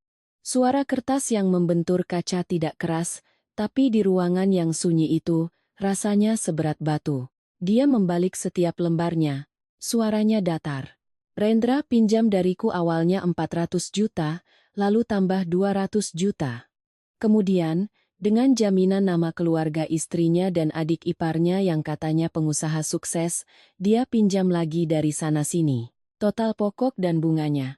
Di sini tercatat 1,2 miliar rupiah. Kalau dihitung dengan denda keterlambatan, bisa hampir 2 kali lipat. Mendengar angka itu, Bu Laras memegangi dadanya, wajahnya putih seperti kertas. Mbak Ratih tidak sanggup berdiri tegak, harus berpegangan pada kursi. Kepala saya juga berdengung. 1,2 miliar. Itu bukan lagi utang karena hilaf. Itu adalah bom waktu yang telah disembunyikan Rendra di dalam rumah ini, lalu menggunakan orang-orang terdekat istrinya sebagai tameng. Rendra langsung berteriak. Aku belum jatuh tempo. Jangan menakut-nakutiku dengan kertas itu. Sudah kubilang, aku akan bayar. Pria berkemeja hitam itu memukul meja dengan keras. Gelas air di sebelahnya bergetar, isinya tumpah. Dia menatap Rendra, suaranya mengeras. Sudah jatuh tempo, dan kamu bukan hanya berutang, kamu menipu. Kamu bilang uangnya untuk modal barang, tapi aku sudah suruh orang cek, tidak ada gudang barang apapun. Kamu bilang ada keluarga istrimu yang menjamin, tapi keluarga istrimu sendiri tidak tahu. Kamu memakai reputasi orang lain sebagai tameng, sekarang masih berani bicara keras. Wajah Rendra merah padam tapi tidak bisa membantah. Dia menoleh pada Bima, tatapannya seolah ingin membunuhnya. Kamu menjebakku. Kamu memanggil mereka ke sini untuk menekanku. Bima menjawab singkat. Tidak ada yang memaksamu meminjam, tidak ada yang memaksamu berbohong, dan tidak ada yang memaksamu menggadaikan motor kami. Saya hanya mempertemukan semua pihak yang terlibat untuk mendengar kebenarannya. Jawaban itu membuat Rendra tercekat, sementara di hati saya tiba-tiba muncul perasaan campur aduk antara sakit dan lega. Sakit karena kebenarannya begitu kotor. Lega karena setidaknya masalah ini tidak lagi berada dalam kegelapan. Bularas dengan gemetar menarik Ratih mendekat. Tapi begitu tangannya menyentuh putrinya, Ratih langsung menangis. Bu, aku takut. Bu, tolong aku. Kalimat itu membuat saya menatap Ratih lama sekali. Sampai detik ini, dia masih meminta ibunya untuk menolong. Bukan meminta maaf pada ibunya karena telah menyeretnya ke dalam lubang, bukan meminta maaf pada saya karena telah menggadaikan motor kami. Dia hanya takut dirinya terseret dalam utang yang telah dia bantu sembunyikan. Pria berkemeja hitam itu membalik selembar kertas lagi, menunjukkannya pada Bima. Lihat ini. Ini daftar aset yang dia bilang akan dijual untuk membayar utang, katanya dari pihak keluarga istrinya. Dia bahkan bilang ibu mertuanya sudah setuju, tinggal menunggu surat-surat. Bularas seperti tersengat listrik. Beliau berteriak, aset mana? Kapan saya setuju? Rendra langsung menoleh pada beliau dengan kasar. Ibu teriak untuk apa? Aku kan hanya bicara sementara supaya mereka tenang. Kalau ibu benar-benar sayang Ratih, jual saja tanah di kampung itu. Selamatkan kami sekali ini saja, tidak akan membuat ibu mati. Seluruh ruangan sunyi senyap. Kalimat Rendra seolah merobek sisa-sisa ilusi terakhir di benak Bularas. Beliau menatap menantunya, bibirnya bergetar. Tanah itu untuk masa tuaku. Aku sudah memberikanmu 200 juta. Kamu masih mau mengambil tanahku juga? Rendra menyeringai. Uang ibu simpan untuk apa? Cepat atau lambat juga untuk anak cucu. Sekarang menyelamatkan anak cucu, apa salahnya? Mendengar itu, punggung saya merinding. Manusia ini tidak hanya serakah, tapi juga menganggap pengorbanan orang lain sebagai kewajiban. Bima melangkah maju, berdiri di depan ibunya. Dia berkata pada Rendra, dengarkan baik-baik. Tidak ada yang akan menjual tanah, tidak ada yang akan memberikan uang lagi, dan tidak ada yang akan menandatangani surat apapun untukmu. Rendra menggeram. Kamu pikir kamu yang memutuskan? Bima menatap lurus padanya. Di rumah ini, mulai hari ini, saya yang memutuskan apapun yang menyangkut istri saya dan aset kami. Pria berkemeja hitam itu tertawa sinis, mengetukkan jarinya pada tumpukan kertas.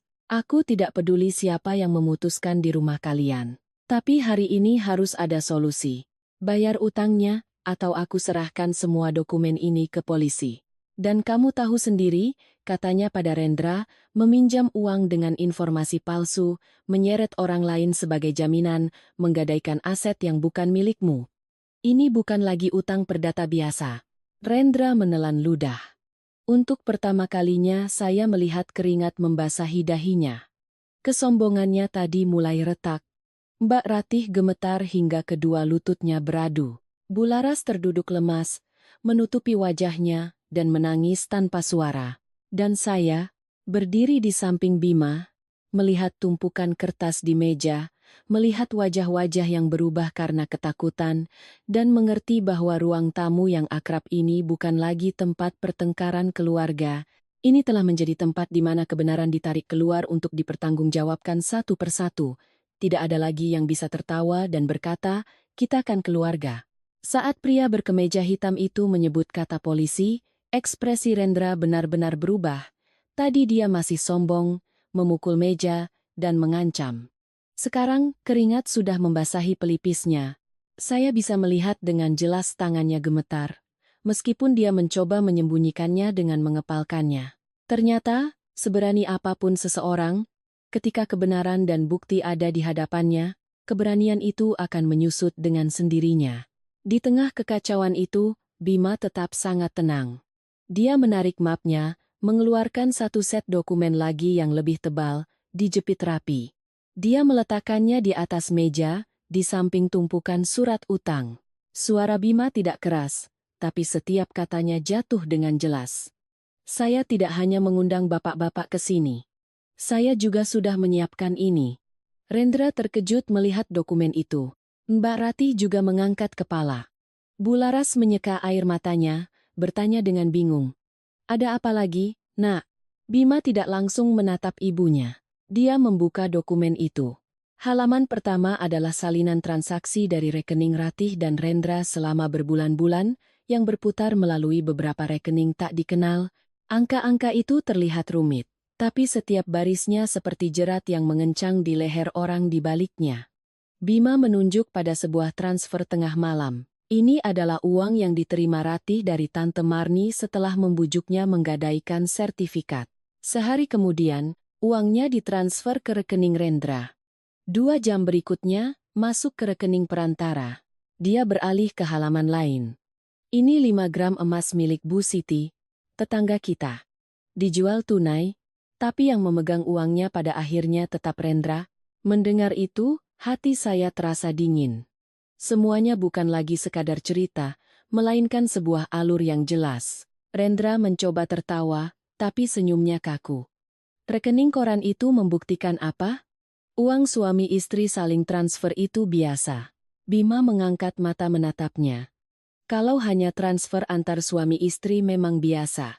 Tapi kalau uang itu didapat dari janji modal usaha palsu, alasan biaya rumah sakit palsu, proyek fiktif, lalu mengalir ke kantong bandar judi dan rekening utang, itu tidak biasa lagi.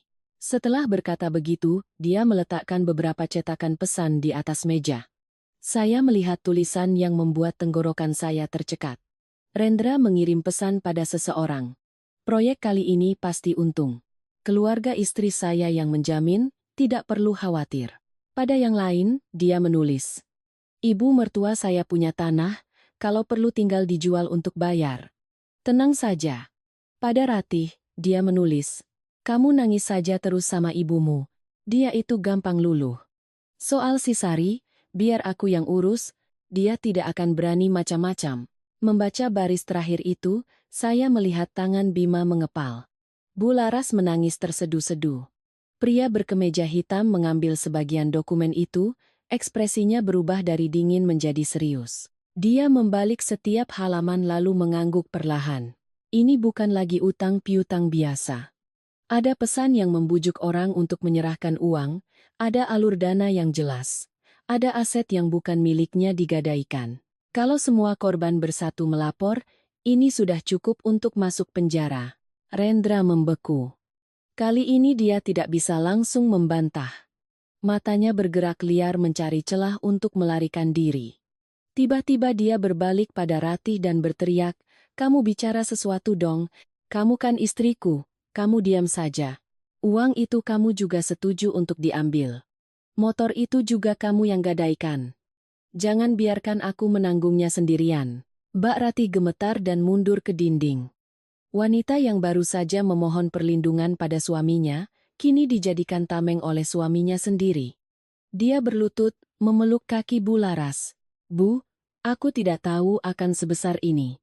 Aku kira hanya pinjam sebentar. Aku kira dia bisa menebusnya dan membayar semuanya. Aku benar-benar tidak tahu. Bularas menatap putrinya, air mata membasahi wajahnya, tapi tatapannya tidak lagi buta. Beliau bertanya sambil terisak, "Tidak tahu tapi kamu mengirim pesan pada Tante Marni? Tidak tahu tapi kamu mengambil emas Bu Siti? Tidak tahu tapi kamu menandatangani surat gadai motor adikmu?" Mbak Ratih terdiam. Bima menimpali dengan dingin.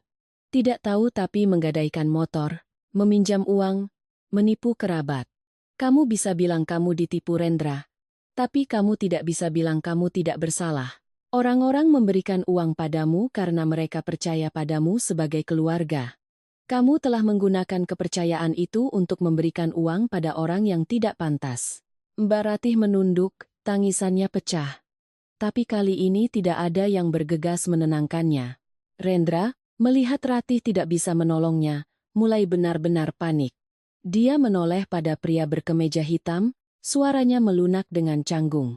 Beri saya waktu 3 hari lagi. 3 hari saja, saya pasti bisa cari uangnya. Pria itu tertawa sinis. 3 harimu sudah berlangsung berbulan-bulan. Lagi pula sekarang masalahnya bukan hanya uangku. Mas Bima benar. Kalau aku mau uangku kembali, aku butuh kerja sama keluarga kalian. Tapi kalau kamu masih mau main-main, aku serahkan saja berkas ini. Bima menatap pria itu, mengajukan pertanyaan yang membuat seisi ruangan hening. Bapak mau uangnya kembali? Atau mau memasukkannya ke penjara? Pertanyaan itu bukan untuk membela Rendra, melainkan sebuah garis batas. Jika masih ada kesempatan untuk memperbaiki, semua harus menandatangani pengakuan, mengembalikan aset, dan merinci setiap utang. Jika terus berbohong, jalan yang tersisa hanyalah hukum. Pria itu menatap Rendra lalu tumpukan dokumen, perlahan menjawab, saya mau uang saya kembali. Tapi kalau dia masih menipu, saya tidak keberatan memasukkannya ke penjara. Rendra menelan ludah, wajahnya pucat pasi. Tiba-tiba Bularas berlutut di hadapan saya dan Bima. Beliau menangis tersedu-sedu. Ibu salah. Sari, Bima. Ibu ditipu. Tapi ibu juga salah karena membela putri ibu membabi buta. Ibu menganggap milik kalian sebagai milik bersama di rumah ini. Ibu salah. Saya berdiri diam. Tidak tahu harus membantunya berdiri atau tidak. Hati saya lebih terasa sakit daripada puas. Seorang ibu yang pernah dengan angku berkata, hilang ya sudah, kini berlutut di hadapan putra, menantu, putrinya, dan bahkan orang luar. Tapi ada pelajaran yang jika tidak dibayar dengan air mata, orang tidak akan pernah sadar. Bima menatap ibunya, suaranya masih tegas tapi sedikit melunak. Berdiri Bu. Menangis tidak akan melunasi utang. Mulai sekarang, kita harus melakukan hal yang benar. Mbak Ratih masih berlutut di lantai, Rendra berdiri seperti mayat hidup.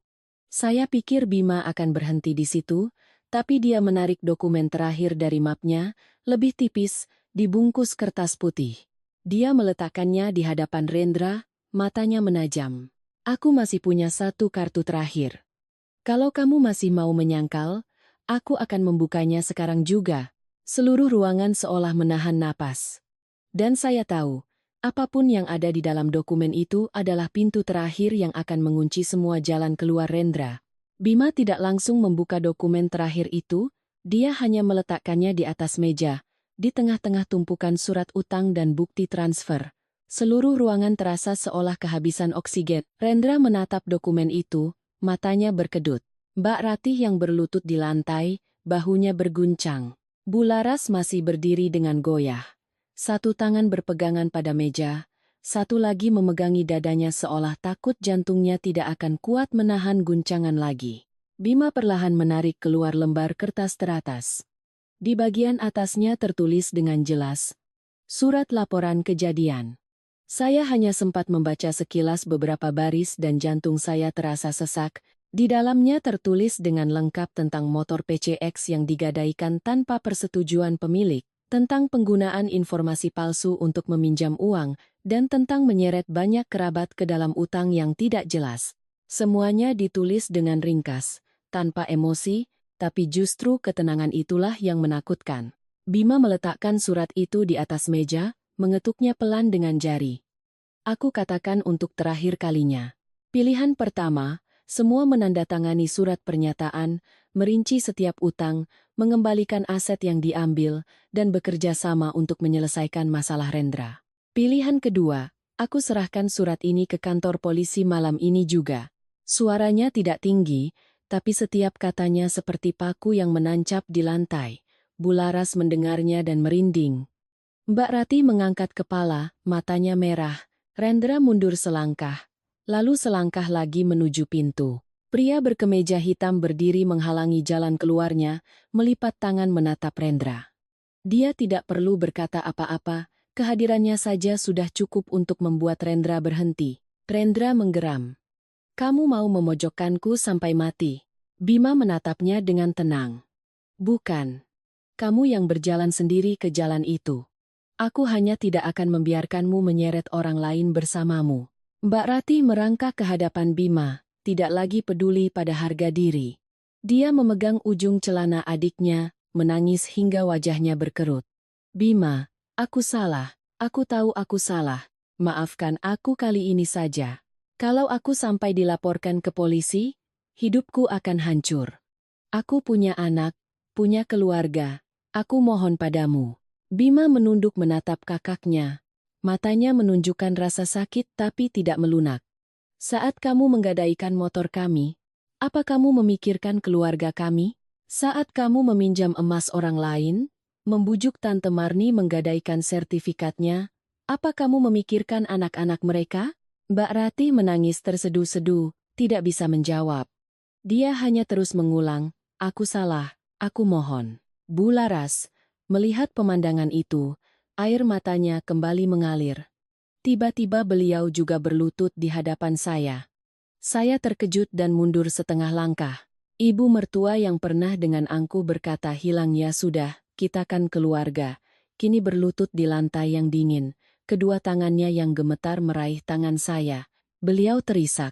Sari, ibu salah, ibu buta. Ibu membela putri ibu, sampai tidak tahu mana yang benar dan salah.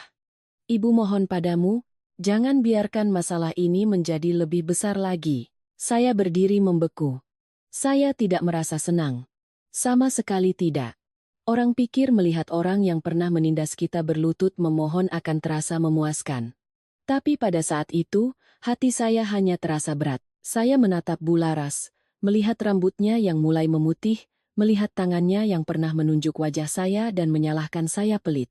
Saya ingin bertanya padanya, jika tidak ada GPS, jika Bima tidak menemukan semua bukti ini, apakah beliau akan pernah menunduk dan mengakui kesalahannya? Tapi saya tidak bertanya. Ada jawaban yang sebenarnya sudah kita ketahui sejak lama. Tiba-tiba Rendra berteriak, "Jangan tanda tangan. Kalau tanda tangan, kita mati. Dia sedang menjebak kita semua. Tanda tangan berarti kalian mengaku semua tuduhan." Mbak Rati berbalik menatap suaminya, wajahnya pucat pasi. "Kalau tidak tanda tangan, lalu bagaimana? Apa kamu bisa membayar semua utangnya? Apa kamu bisa menolongku?" Rendra terdiam. Dia membuka mulut lalu mengatupkannya lagi. Saat ini, semua janjinya untuk menyelesaikan masalah dan mengembalikan semuanya terdengar kosong seperti tong yang bocor. Bima menoleh pada pria berkemeja hitam dan berkata dengan jelas, "Kalau Bapak mau uangnya kembali, biarkan mereka tanda tangan. Setelah ditandatangani, akan ada daftar aset, penerima uang, batas waktu pembayaran, dan tanggung jawab masing-masing. Kalau tidak, semua berkas ini akan berjalan sesuai hukum." Pria itu menatap Rendra lalu Ratih dan mengangguk. "Tanda tangani. Kalau tidak, kami juga tidak akan diam. Tapi kalau sudah tanda tangan, jangan coba-coba main-main lagi. Lain kali tidak akan ada lagi acara bicara baik-baik di rumah seperti ini." Kalimat itu membuat Mbak Ratih gemetar. Bima mengeluarkan surat pernyataan yang sudah disiapkan. Di dalamnya tertulis dengan jelas bahwa Ratih mengakui telah menggadaikan motor, harus bekerja sama menebusnya, dan harus merinci semua utang atas namanya. Bu Laras harus mengkonfirmasi semua uang yang telah dia berikan dan tidak boleh lagi menggunakan nama keluarga untuk memaksa kami mengabaikan masalah. Dan Rendra harus menandatangani bagian konfrontasi, mengakui semua utang yang terkait dengannya. Setiap barisnya singkat tapi cukup mengikat agar tidak ada lagi yang bisa berkelit dengan air mata. Mbak Rati memegang pulpen dengan tangan yang begitu gemetar hingga tanda tangannya menjadi tidak karuan, tintanya belepotan di atas kertas, sama seperti keadaannya saat ini. Bu Laras menandatangani setelahnya, air matanya menetes dan membasahi sudut kertas. Sambil menandatangani beliau berbisik, "Ibu yang berbuat. Ibu yang tanggung. Ibu tidak akan membebani kalian lagi." Mendengar itu, hati saya sedikit nyeri. Seandainya beliau menyadari hal ini lebih awal, segalanya tidak akan menjadi seperti ini. Giliran Rendra, dia masih mencoba menunda. Pria berkemeja hitam melangkah maju, Bima juga menatap lurus padanya tanpa berkata apa-apa. Akhirnya, Rendra menggeram, mengambil pulpen, dan menandatanganinya dengan begitu keras hingga ujung pulpennya nyaris merobek kertas. Selesai menandatangani, dia melempar pulpen ke meja. Matanya merah. "Kalian ingat ini." Bima menjawab cepat, Saya akan ingat. Dan mulai sekarang, semuanya tercatat hitam di atas putih. Saat semua surat pernyataan itu berada di atas meja, saya merasa ruang tamu ini seperti baru saja dilewati badai. Motor PCX itu hanyalah pemicu. Di baliknya ada keserakahan, kebutaan, dan kebiasaan menganggap kebaikan orang lain sebagai sesuatu yang bisa digadaikan. Saya melihat Mbak Ratih yang masih berlutut, melihat Bularas yang menunduk tidak berani mengangkat kepala, lalu menatap Bima yang berdiri di samping saya. Untuk pertama kalinya setelah bertahun-tahun menjadi menantu, saya mengerti bahwa dalam sebuah keluarga, kesabaran tidak akan menyelamatkan siapapun jika digunakan untuk menutupi kesalahan. Dan malam itu, kata keluarga akhirnya harus dikembalikan pada artinya yang sebenarnya, bukan untuk lari dari tanggung jawab, melainkan untuk bersama-sama menghadapi kebenaran. Saya pikir setelah semua surat pernyataan ditandatangani, setidaknya ruang tamu itu bisa sedikit tenang. Pria berkemeja hitam mengumpulkan surat utangnya. Bima dengan hati-hati merapikan semua salinan dokumen, dan saya diam-diam memungut pulpen yang jatuh di lantai. Bularas duduk di kursi, matanya merah, seluruh tubuhnya terlihat menua dalam semalam. Mbak Ratih masih menunduk, sesekali terisak pelan. Rendra berdiri di sudut, wajahnya muram, rahangnya mengeras. Tapi saya salah. Bagi orang yang sudah terbiasa hidup dari kepercayaan orang lain, selembar surat pernyataan tidak bisa langsung menyadarkan mereka. Itu hanya membuat mereka merasa terpojok, dan ketika seekor binatang terpojok, ia tidak akan menyesal, ia hanya akan mencari cara untuk menyerang balik. Tiba-tiba Rendra merebut ponselnya dan melangkah cepat ke halaman. Mbak Ratih mengangkat kepala memanggilnya, "Mas Rendra, mau kemana?" Dia tidak menoleh, hanya menggeram. Mencari jalan keluar untuk keluarga ini. Bukan duduk di sini diatur-atur oleh mereka. Saya melihat punggungnya. Hati saya diliputi firasat buruk. Bima juga langsung berdiri. Matanya mengawasi Rendra melalui jendela. Dia tidak berkata apa-apa, tapi tangannya tanpa sadar diletakkan di atas map dokumennya, seolah bersiap untuk kemungkinan terburuk. Belum sampai 20 menit, dari luar gerbang kembali terdengar suara mobil berhenti. Kali ini bukan lagi suara rem motor, melainkan suara beberapa langkah kaki yang berat memasuki halaman. Saya melihat keluar, dan melihat 3 pria asing bersama Rendra. Satu orang membawa tas, satu lagi mengenakan jaket hitam, dan yang terakhir memakai topi yang ditarik rendah, tatapannya licik tapi sikapnya sangat angkuh. Rendra masuk lebih dulu, ekspresinya jauh lebih agresif. Di tangannya ada setumpuk kertas putih. Dia melemparkan kertas itu ke atas meja, membuat beberapa gelas bergetar. Suaranya serak. "Kalau mau masalah ini selesai, tanda tangani ini. Jual rumah ini, pakai uangnya untuk bayar utangku." Kalimat itu seperti sember air es yang disiramkan ke kepala saya. Saya menatap tumpukan kertas di meja, melihat beberapa kata perjanjian jual beli properti, dan jantung saya berdebar begitu kencang hingga telinga saya berdengung. Rumah ini bukan milik Rendra, bukan juga milik Ratih. Ini adalah rumah peninggalan ayah mertua saya untuk Bima. Setelah itu, kami menambahkan uang kami untuk merenovasinya. Sertifikatnya jelas atas nama kami berdua. Setiap ubin di dapur, setiap kusen jendela yang baru, setiap perabotan di rumah ini ada jerih payah kami. Tapi sekarang Rendra dengan seenaknya melemparkan surat jual beli dan menyuruh kami menjualnya untuk membayar utangnya. Seolah ini adalah baju bekas yang bisa dibuang begitu saja. Bima melangkah maju, mengambil kertas itu, membacanya sekilas lalu meletakkannya kembali. Suaranya begitu dingin hingga saya merinding. "Kakak ipar, kamu yang berutang. Kamu yang bayar. Jangan pernah bermimpi menggunakan rumahku untuk menutupi lubang judimu." Rendra memukul meja. "Rumahmu. Bicaramu hebat sekali. Ibu pernah bilang rumah ini cepat atau lambat akan menjadi milik anak-anaknya. Ratih juga anaknya. Masa dia tidak punya bagian?" Wajah Bularas pucat pasi. "Kapan ibu bilang begitu?" Rendra menoleh pada beliau dan tertawa sinis. "Ibu cepat sekali lupa. Bukankah ibu pernah bilang paling sayang pada Ratih? Apapun yang terjadi tidak akan membiarkannya menderita. Sekarang putrimu akan tenggelam, Apa ibu masih sayang pada rumah ini? Kalimat itu seperti kail tajam yang merobek semua basa-basi. Dia tidak perlu lagi berpura-pura. Dia ingin menggunakan rasa sayang Bularas pada putrinya sebagai rantai untuk mengikat kami semua. Yang lebih membuat saya merinding adalah tatapan Mbak Ratih. Awalnya dia masih gemetar dan menunduk, tapi begitu mendengar kata rumah, matanya tiba-tiba berubah. Matanya bersinar, bukan karena harapan akan diselamatkan, melainkan karena keserakahan yang baru saja dibangunkan. Dia menoleh pada ibunya, suaranya memohon tapi penuh paksaan, "Ibu, ibu kan pernah bilang begitu. Ibu paling sayang padaku. Tolong kami sekali ini saja, Bu. Rumah ini kan besar, kalau dijual untuk bayar utang, sisanya masih bisa kita pakai untuk beli rumah yang lebih kecil."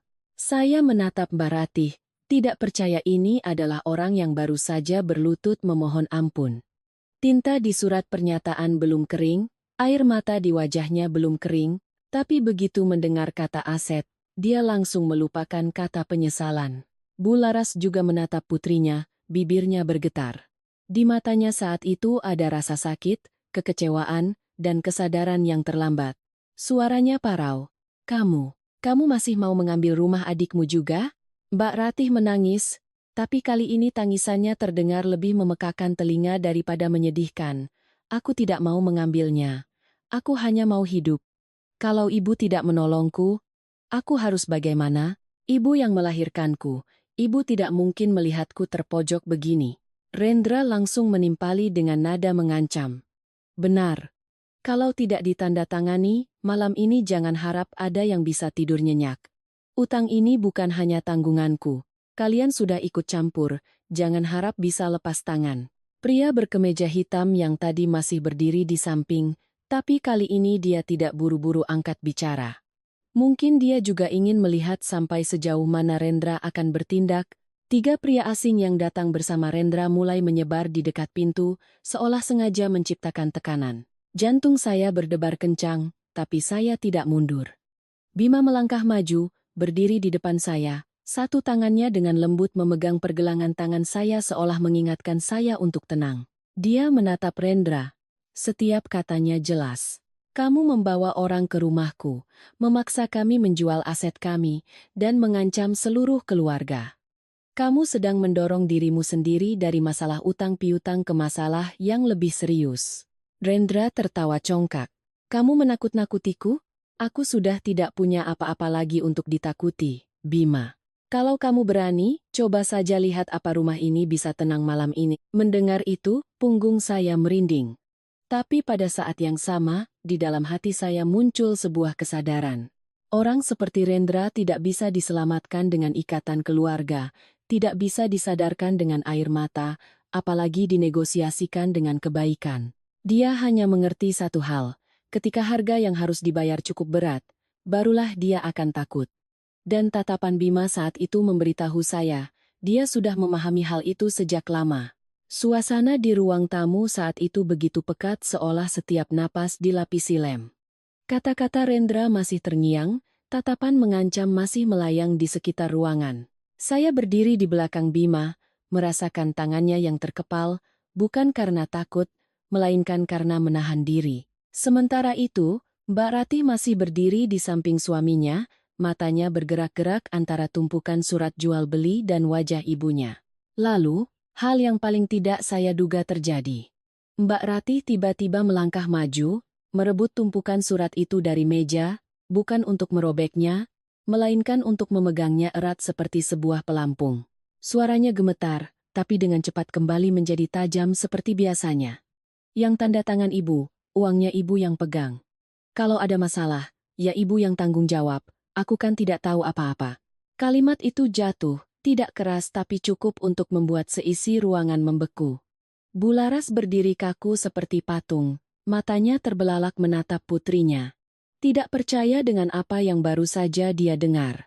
Mungkin di benaknya masih terbayang putrinya yang baru saja berlutut memeluk kakinya sambil menangis memohon pertolongan. Tapi hanya dalam beberapa menit, putri yang sama kini melempar semua kesalahan padanya seperti membuang sampah. Punggung saya terasa dingin. Pengkhianatan ini bukan lagi keegoisan, melainkan rasa tidak tahu terima kasih yang kejam. Mbak Ratih melanjutkan, suaranya semakin cepat seolah meyakinkan dirinya sendiri. Ibu yang tanda tangan suratnya, ibu yang memberikan uangnya. Aku kan hanya menurut. Aku tidak memaksa ibu. Kalau mau diperbesar, silakan saja. Tapi jangan seret aku. Setelah berkata begitu, dia buru-buru membuka ponselnya, mencari sebuah percakapan. Ini, lihat sendiri, Bu. Ibu yang mengirim pesan padaku, bilang biar ibu yang urus. Ibu akan maju untuk bicara. Aku sama sekali tidak memaksa ibu. Saya melirik ke layar. Memang ada pesan dari Bu Laras, tapi sekilas saja sudah terlihat itu telah dipotong-potong, mengambil kalimat-kalimat terpisah untuk digabungkan menjadi makna yang sama sekali berbeda. Tapi dalam situasi seperti ini, secuil apapun yang terlihat seperti bukti akan digunakan untuk lari dari tanggung jawab. Bu Laras dengan gemetar melangkah maju, tangannya terulur tapi tidak bisa menyentuh ponsel itu. Suaranya parau. Ratih, apa yang kamu katakan? Ibu melakukan semua ini kan untukmu. Mbak Ratih membuang muka, menghindari tatapan ibunya, tapi mulutnya masih tetap keras. Kalau memang untukku, ya tolong aku untuk terakhir kalinya.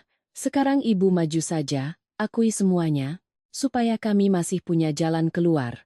Kalimat itu seperti pisau yang menusuk lurus ke jantung seorang ibu. Seluruh ruangan sunyi senyap, bahkan 3 pria yang datang bersama Rendra pun terdiam. Mungkin mereka juga tidak menyangka akan menyaksikan pemandangan sejauh ini. Seorang ibu dijadikan tameng oleh putrinya sendiri, bukan karena kesalahan sesaat, melainkan karena keserakahan telah mengalahkan ikatan darah.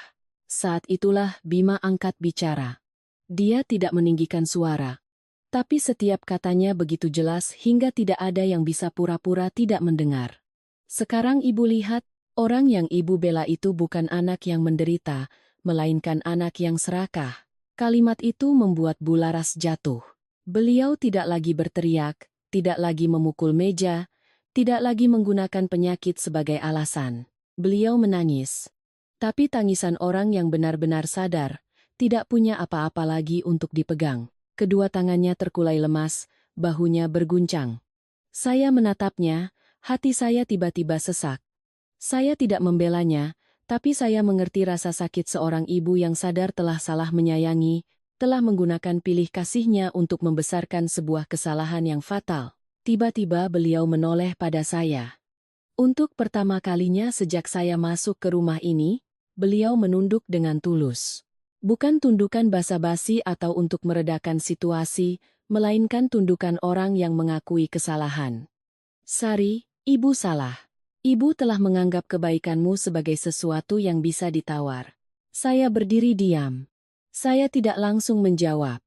Bukan karena saya sombong, tapi karena saya tahu ada permintaan maaf yang meskipun tulus, tidak bisa menghapus apa yang telah terjadi. Motor, uang, kehormatan, kepercayaan, semuanya telah dipertaruhkan dengan begitu mudah. Tapi sebelum momen itu berlangsung lama, Rendra memukul meja. Cukup, teriaknya, penuh kejengkelan. Kalian sudah selesai dramanya? Menangis dan minta maaf bisa menyelesaikan apa? Sekarang aku butuh uang, bukan tontonan murahan seperti ini. Mbak Ratih langsung terperanjat, menoleh pada suaminya. Tatapannya kembali berubah, dari ketakutan menjadi bergantung, seperti orang yang baru saja didorong ke jurang, langsung berbalik memegang tangan orang yang mendorongnya. Mas Rendra, apa masih ada cara lain? Suaranya mengecil, terdengar lemah. Rendra menggeram, menunjuk tumpukan surat jual beli. Satu-satunya cara adalah menandatangani ini. Kalau tidak, jangan salahkan aku jika tidak bisa menahan diri. Pria berkemeja hitam di sampingnya menyeringai, tidak bicara tapi jelas sedang menunggu pertunjukan. Bima melangkah maju, berdiri di antara meja dan Rendra. Dia tidak melihat Ratih atau ibunya, hanya menatap lurus pada Rendra. Kamu masih mau memaksa? Rendra tertawa sinis. Memaksa? Aku sedang memberi kalian kesempatan. Jangan pikir dengan menandatangani beberapa surat tadi masalahnya selesai. Tanpa uang, utang tetap harus dibayar. Aku tidak punya waktu mendengarkan ceramah kalian. Ketegangan kembali memuncak. Tapi kali ini ada sesuatu yang telah berubah. Bu Laras tidak lagi berpihak pada putrinya. Mbak Ratih tidak lagi berani menatap lurus pada ibunya. Dan saya mengerti, setelah pengkhianatan tadi, apa yang disebut keluarga di rumah ini telah retak begitu parah hingga tidak mungkin bisa disambung lagi seperti dulu. Bima tidak langsung menjawab provokasi Rendra. Dia hanya mengeluarkan ponselnya dan menelepon seseorang. Seluruh ruangan diam memperhatikannya, sementara Rendra masih berdiri di depan meja dengan wajah masam seolah siap meledak kapan saja. Begitu telepon tersambung, Bima hanya berkata satu kalimat, "Sudah bisa masuk, Pak," lalu dia menutup telepon. Saya menatap suami saya. Hati saya tiba-tiba diliputi perasaan aneh. Sejak hari motor itu dilaporkan hilang, saya pikir Bima hanya melacak GPS lalu menemukan kebenarannya. Tapi saat itu saya baru mengerti, dia tidak hanya mencari motor. Dia telah menelusuri setiap benang, setiap simpul, setiap orang yang terseret ke dalam lubang utang Rendra. Dia telah menunggu saat yang tepat di mana semua yang masih ingin berkelit harus berhadapan langsung dengan kenyataan. Dari luar gerbang terdengar suara langkah kaki. Kali ini bukan gerombolan Rendra atau penagih utang. Orang pertama yang masuk adalah seorang pria paruh baya, agak kurus, wajahnya penuh derita, tangannya membawa sebuah map tua yang sudah usang. Begitu melihatnya, Rendra langsung berubah pucat. Pria itu berdiri di ambang pintu, menatap Rendra lama sekali lalu berkata dengan suara parau. "Mas Rendra, lama tidak bertemu. Masih ingat saya, kan?" Rendra mundur selangkah. Pak Budi." Pria itu mengangguk. "Iya, saya Budi. Orang yang kamu ajak modal usaha barang elektronik dengan janji keuntungan besar, lalu kamu bawa lari hampir 400 juta rupiah uang saya." Di belakang Pak Budi, ada Tante Marni, bibi yang sertifikatnya digadaikan, dan Bu Siti, tetangga lama ibu mertua saya. Bu Siti begitu masuk langsung memeluk erat tas kainnya, matanya merah seolah sudah banyak menangis. Saya melihat pemandangan itu dan tenggorokan saya tercekat. Mereka bukan orang asing. Mereka adalah orang yang pernah makan bersama di rumah ini, pernah datang mengucapkan selamat lebaran, pernah mengirim oleh-oleh dari kampung, pernah percaya pada kata kerabat dan tetangga. Tapi hari ini, mereka harus datang dengan membawa surat utang, pesan, dan bukti di tangan untuk menagih kembali kepercayaan yang telah diinjak-injak. Pak Budi berjalan lurus ke hadapan Rendra, mengeluarkan selembar kertas yang sudah lecek dari mapnya. Beliau menunjuk tanda tangan di bagian bawah, suaranya bergetar karena marah. "Kamu bilang saya pinjamkan uang untuk impor barang, katanya hanya butuh sebulan untuk modalnya berputar. Kamu bahkan bilang kalau saya tidak percaya, tanya saja ke keluarga istrimu, katanya semua tahu usahamu. Ternyata uang itu kamu pakai untuk judi." Rendra mencoba membela diri. "Bapak jangan asal bicara. Usaha saya bangkrut, bukan untuk judi." Bima, tanpa berkata apa-apa, membuka laptopnya, memutar layar ke arah semua orang. Di layar ada sebuah rekening koran yang sudah dicetak dengan jelas. Setiap aliran dana masuk ke rekening Rendra, lalu ditransfer lagi ke dompet digital dan rekening perantara dengan nama-nama aneh, waktu transaksinya selalu tengah malam. Bima menunjuk pada satu baris, suaranya sedingin es. "Ini uang dari Pak Budi. Masuk ke rekening Anda jam 9 pagi, jam 11 malamnya sudah ditransfer ke rekening bandar judi. Ini uang dari Tante Marni, 2 hari kemudian juga mengalir ke jalur yang sama." Mendengar itu, Tante Marni nyaris tidak sanggup berdiri. Beliau berpegangan pada kursi, suaranya tercekat.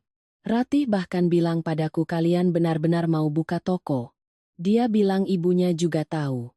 Dia bilang kalau ada apa-apa, keluarganya yang akan tanggung jawab. Tante percaya padamu, nak, makanya Tante berani gadaikan sertifikat itu. Sekarang pihak bank terus menelepon menagih, Tante tidak bisa tidur, tidak bisa makan. Kamu suruh Tante bagaimana?" Mbak Ratih mundur, wajahnya pucat pasi, bibirnya bergerak-gerak, tapi tidak ada suara yang keluar. Saat itu, Bu Siti melangkah maju. Beliau membuka tas kainnya, mengeluarkan selembar kertas kecil, dan sebuah foto cincin kawin tua. Suaranya bergetar, Terdengar sangat memilukan. Cincin ini milik saya dan suami saya. Kami menikah puluhan tahun, semiskin apapun tidak pernah kami jual. Waktu itu Mbak Ratih datang ke rumah menangis, bilang pinjam sebentar untuk biaya rumah sakit keluarga. Saya kasihan, saya berikan. Sekarang, tolong katakan, di mana cincin saya? Mbak Ratih menangis, tapi tidak ada lagi yang percaya pada tangisannya. Bu Laras menatap putrinya, air matanya terus mengalir tanpa suara. Tidak perlu ada yang menghakimi, setiap orang yang masuk ke ruangan ini sudah menjadi sebuah vonis. Rendra, terpojok, tiba-tiba berteriak. Aku dijebak. Kalian semua berkomplot untuk menjebakku. Rekening koran itu siapa tahu asli atau palsu. Kalian mau memasukkanku ke penjara, kan? Bima menutup laptopnya dengan keras. Suara itu menghentikan teriakan Rendra. Dia menatap lurus pada Rendra, suaranya tidak tinggi tapi tajam menusuk. Tidak ada yang menjebakmu. Kamu sendiri yang tanda tangan, sendiri yang meminjam, sendiri yang menghabiskan. Hanya saja hari ini, semua orang melihatnya bersama-sama. Setelah berkata begitu, dia meletakkan lagi di atas meja tumpukan cetakan pesan Rendra yang membujuk orang, file rekaman suaranya yang berjanji, surat gadai motor PCX, dan salinan bukti transfer. Pria berkemeja hitam mengambil dokumen itu, melihatnya, lalu menatap Rendra dengan dingin. Kamu sudah tidak punya jalan keluar. Ini bukan lagi hanya utangmu padaku. Ini adalah banyak orang yang ditipu dengan skenario yang sama. Kalau mereka semua bersatu, kamu tahu sendiri akibatnya. Rendra membuka mulut, tapi kali ini tidak ada kata yang keluar. Kesombongannya tadi seperti ditarik habis, hanya menyisakan wajah pucat yang berkerut karena takut. Saya berdiri di samping Bima, menatap setiap wajah di ruangan itu. Pak Budi yang marah hingga tangannya gemetar, Tante Marni yang sakit hati dan malu, Bu Siti yang memeluk foto cincin kawinnya seperti memeluk sebagian hidupnya yang hilang. Bu Laras yang menunduk tidak berani menatap siapapun, dan Mbak Ratih yang terperosok di lantai dengan mata kosong. Saat itulah saya mengerti, pukulan terakhir Bima bukan untuk mempermalukan Rendra. Dia ingin menarik semua kebenaran ke permukaan agar tidak ada lagi yang tertipu, dan agar pelaku sebenarnya tidak bisa lagi bersembunyi di balik keluhan, alasan bisnis, atau topeng keluarga. Rendra berdiri kaku di tengah ruang tamu. Di hadapannya ada tumpukan bukti, di belakangnya ada orang-orang yang pernah ditipunya, dan di sampingnya ada Ratih yang gemetar seperti orang kehilangan jiwa. Dalam beberapa detik, saya melihat matanya bergerak liar, dari pintu utama ke pintu dapur, lalu melirik ke halaman. Itu bukan lagi tatapan orang yang ingin membantah, itu adalah tatapan orang yang sedang mencari jalan untuk kabur. Bima sepertinya juga menyadarinya. Dia bergeser sedikit berdiri di depan saya. Pria berkemeja hitam itu sedikit memiringkan kepala, menatap Rendra seolah menunggu drama apa lagi yang akan dia mainkan. Pak Budi menggenggam erat mapnya, Tante Marni dan Bu Siti berdiri berdekatan. Wajah mereka bercampur antara amarah dan ketakutan. Tidak ada yang bicara, tapi seluruh ruangan seolah telah mengepung Rendra. Tiba-tiba, Rendra menendang kursi di hadapannya. Kursi itu jatuh dengan suara keras, membuat Ratih menjerit kaget. Dia berlari lurus ke arah pintu seperti binatang yang terpojok, sambil berteriak, "Urus saja sendiri. Aku tidak akan mati bersama kalian." Kalimat itu ditujukan bukan pada orang lain, melainkan pada Ratih. Istri yang telah menggadaikan motor adiknya, meminjam uang dari sana-sini untuk menyelamatkannya, pada akhirnya hanya mendapatkan kalimat pengabaian yang begitu dingin dan kejam. Ratih berdiri membeku. Dia seolah baru tersadar, berlari beberapa langkah mengejarnya, tangisannya pecah. "Mas Rendra, kamu bilang akan melindungiku. Kamu bilang jauh aku mendengarkanmu. Semuanya akan baik-baik saja." Tapi Rendra tidak menoleh. Dia berlari ke halaman, meraih motor yang terparkir di dekat gerbang. Tangannya gemetar hingga beberapa kali gagal memasukkan kunci. Wajahnya saat itu berkerut, tidak ada lagi sisa-sisa citra pria yang pernah menepuk dada dan berkata bisa menyelesaikan semua masalah. Tepat saat mesin motor menyala, dua pria dari luar gerbang melangkah maju, menghalangi jalannya. Rendra terkejut dan mengerem mendadak hingga nyaris terjatuh. Dia menggeram, "Minggir! Kalian siapa?" Salah satu dari mereka mengeluarkan kartu identitas, suaranya tegas. "Kami dari kepolisian. Silakan turun dari motor untuk dimintai keterangan." Kalimat itu membuat seluruh halaman menjadi sunyi. Saya yang berdiri di dalam ruang tamu melihatnya dengan jantung berdebar kencang. Rendra mencoba memundurkan motornya, tapi di belakangnya, pria berkemeja hitam juga sudah melangkah maju, menutup jalan keluarnya.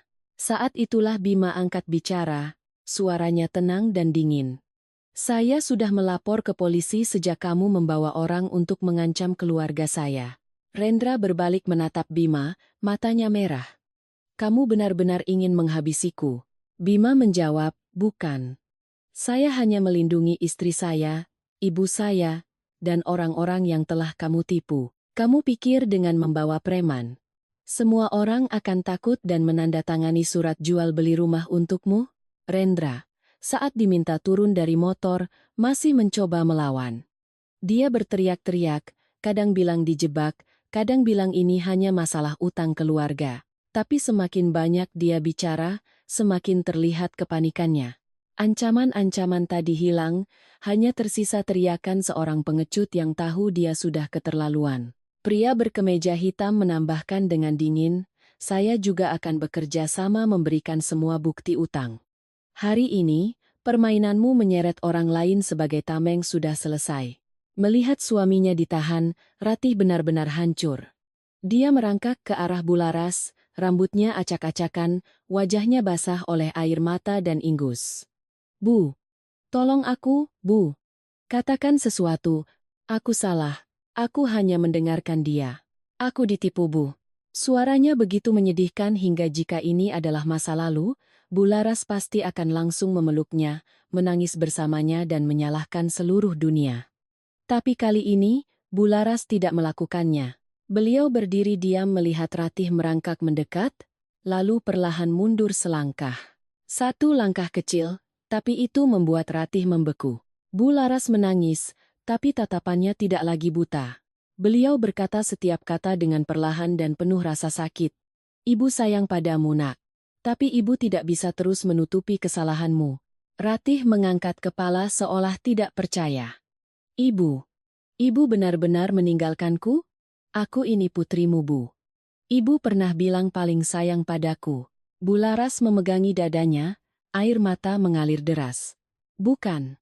Kamu yang telah meninggalkan ibu sejak kamu mendorong ibu untuk menanggung kesalahanmu. Kamu meninggalkan ibu sejak kamu tahu ibu memberikan uang pensiun, tapi kamu masih terus mendengarkan suamimu untuk menipu orang lain. Ibu sayang padamu, tapi ibu tidak bisa karena menyayangimu lalu menyakiti lebih banyak orang lagi." Kalimat itu seolah menyedot seluruh kekuatan Ratih. Dia terduduk di lantai. Kedua matanya kosong menatap ke halaman, di mana Rendra masih ditahan. Pria yang pernah berjanji melindunginya, yang membuatnya membabi buta, pada akhirnya lari lebih dulu. Dan ibu yang pernah dia manfaatkan sebagai tameng, kini juga tidak lagi mengulurkan tangan padanya. Saya berdiri di samping Bima, hati saya berat. Ini bukanlah pemandangan yang memuaskan. Ini adalah pemandangan sebuah keluarga yang melihat keretakan di dalam dirinya sendiri, melihat bagaimana ikatan darah bisa diputarbalikkan oleh keserakahan, hingga tidak lagi bisa dikenali. Motor PCX yang hilang telah mengungkap utang yang besar.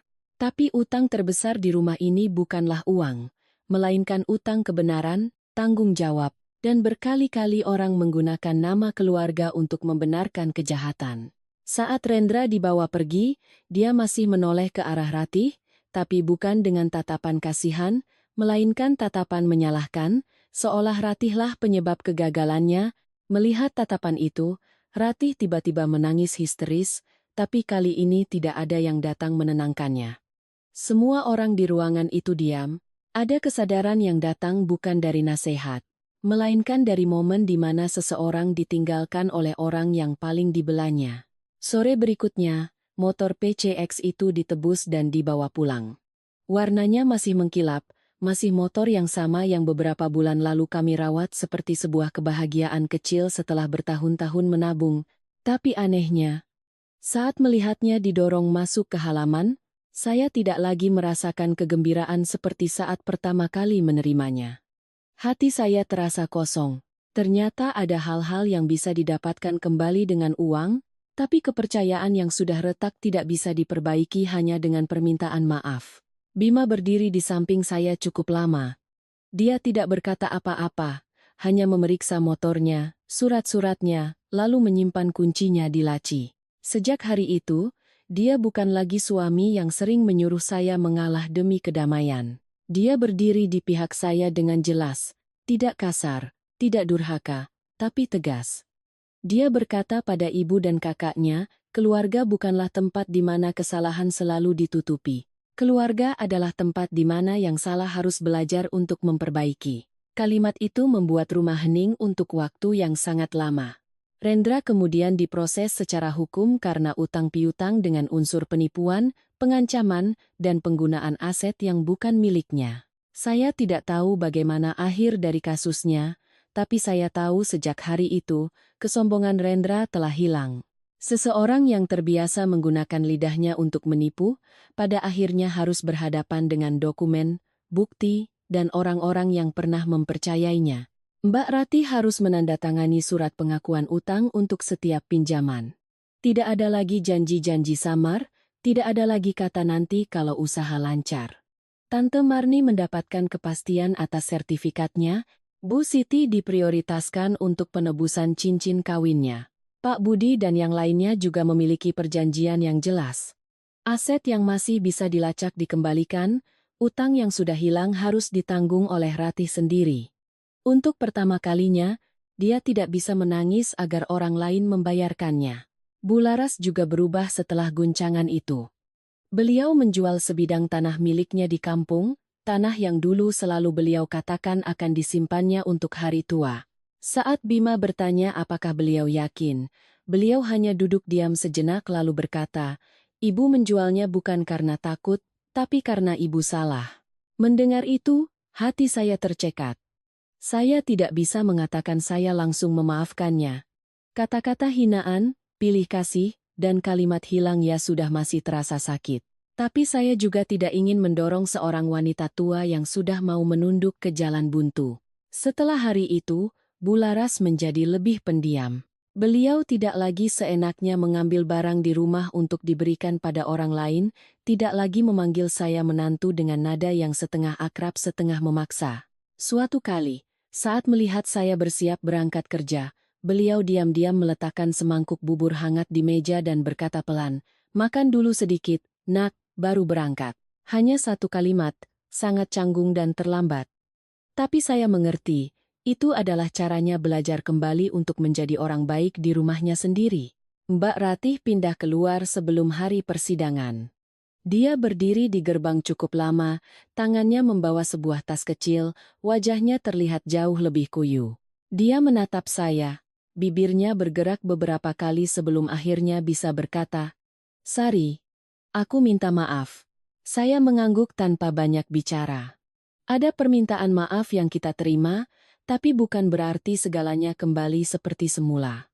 Ikatan keluarga itu seperti cermin yang pecah, bisa disatukan kembali, tapi retaknya akan selalu ada, mengingatkan kita untuk lebih berhati-hati saat memegangnya.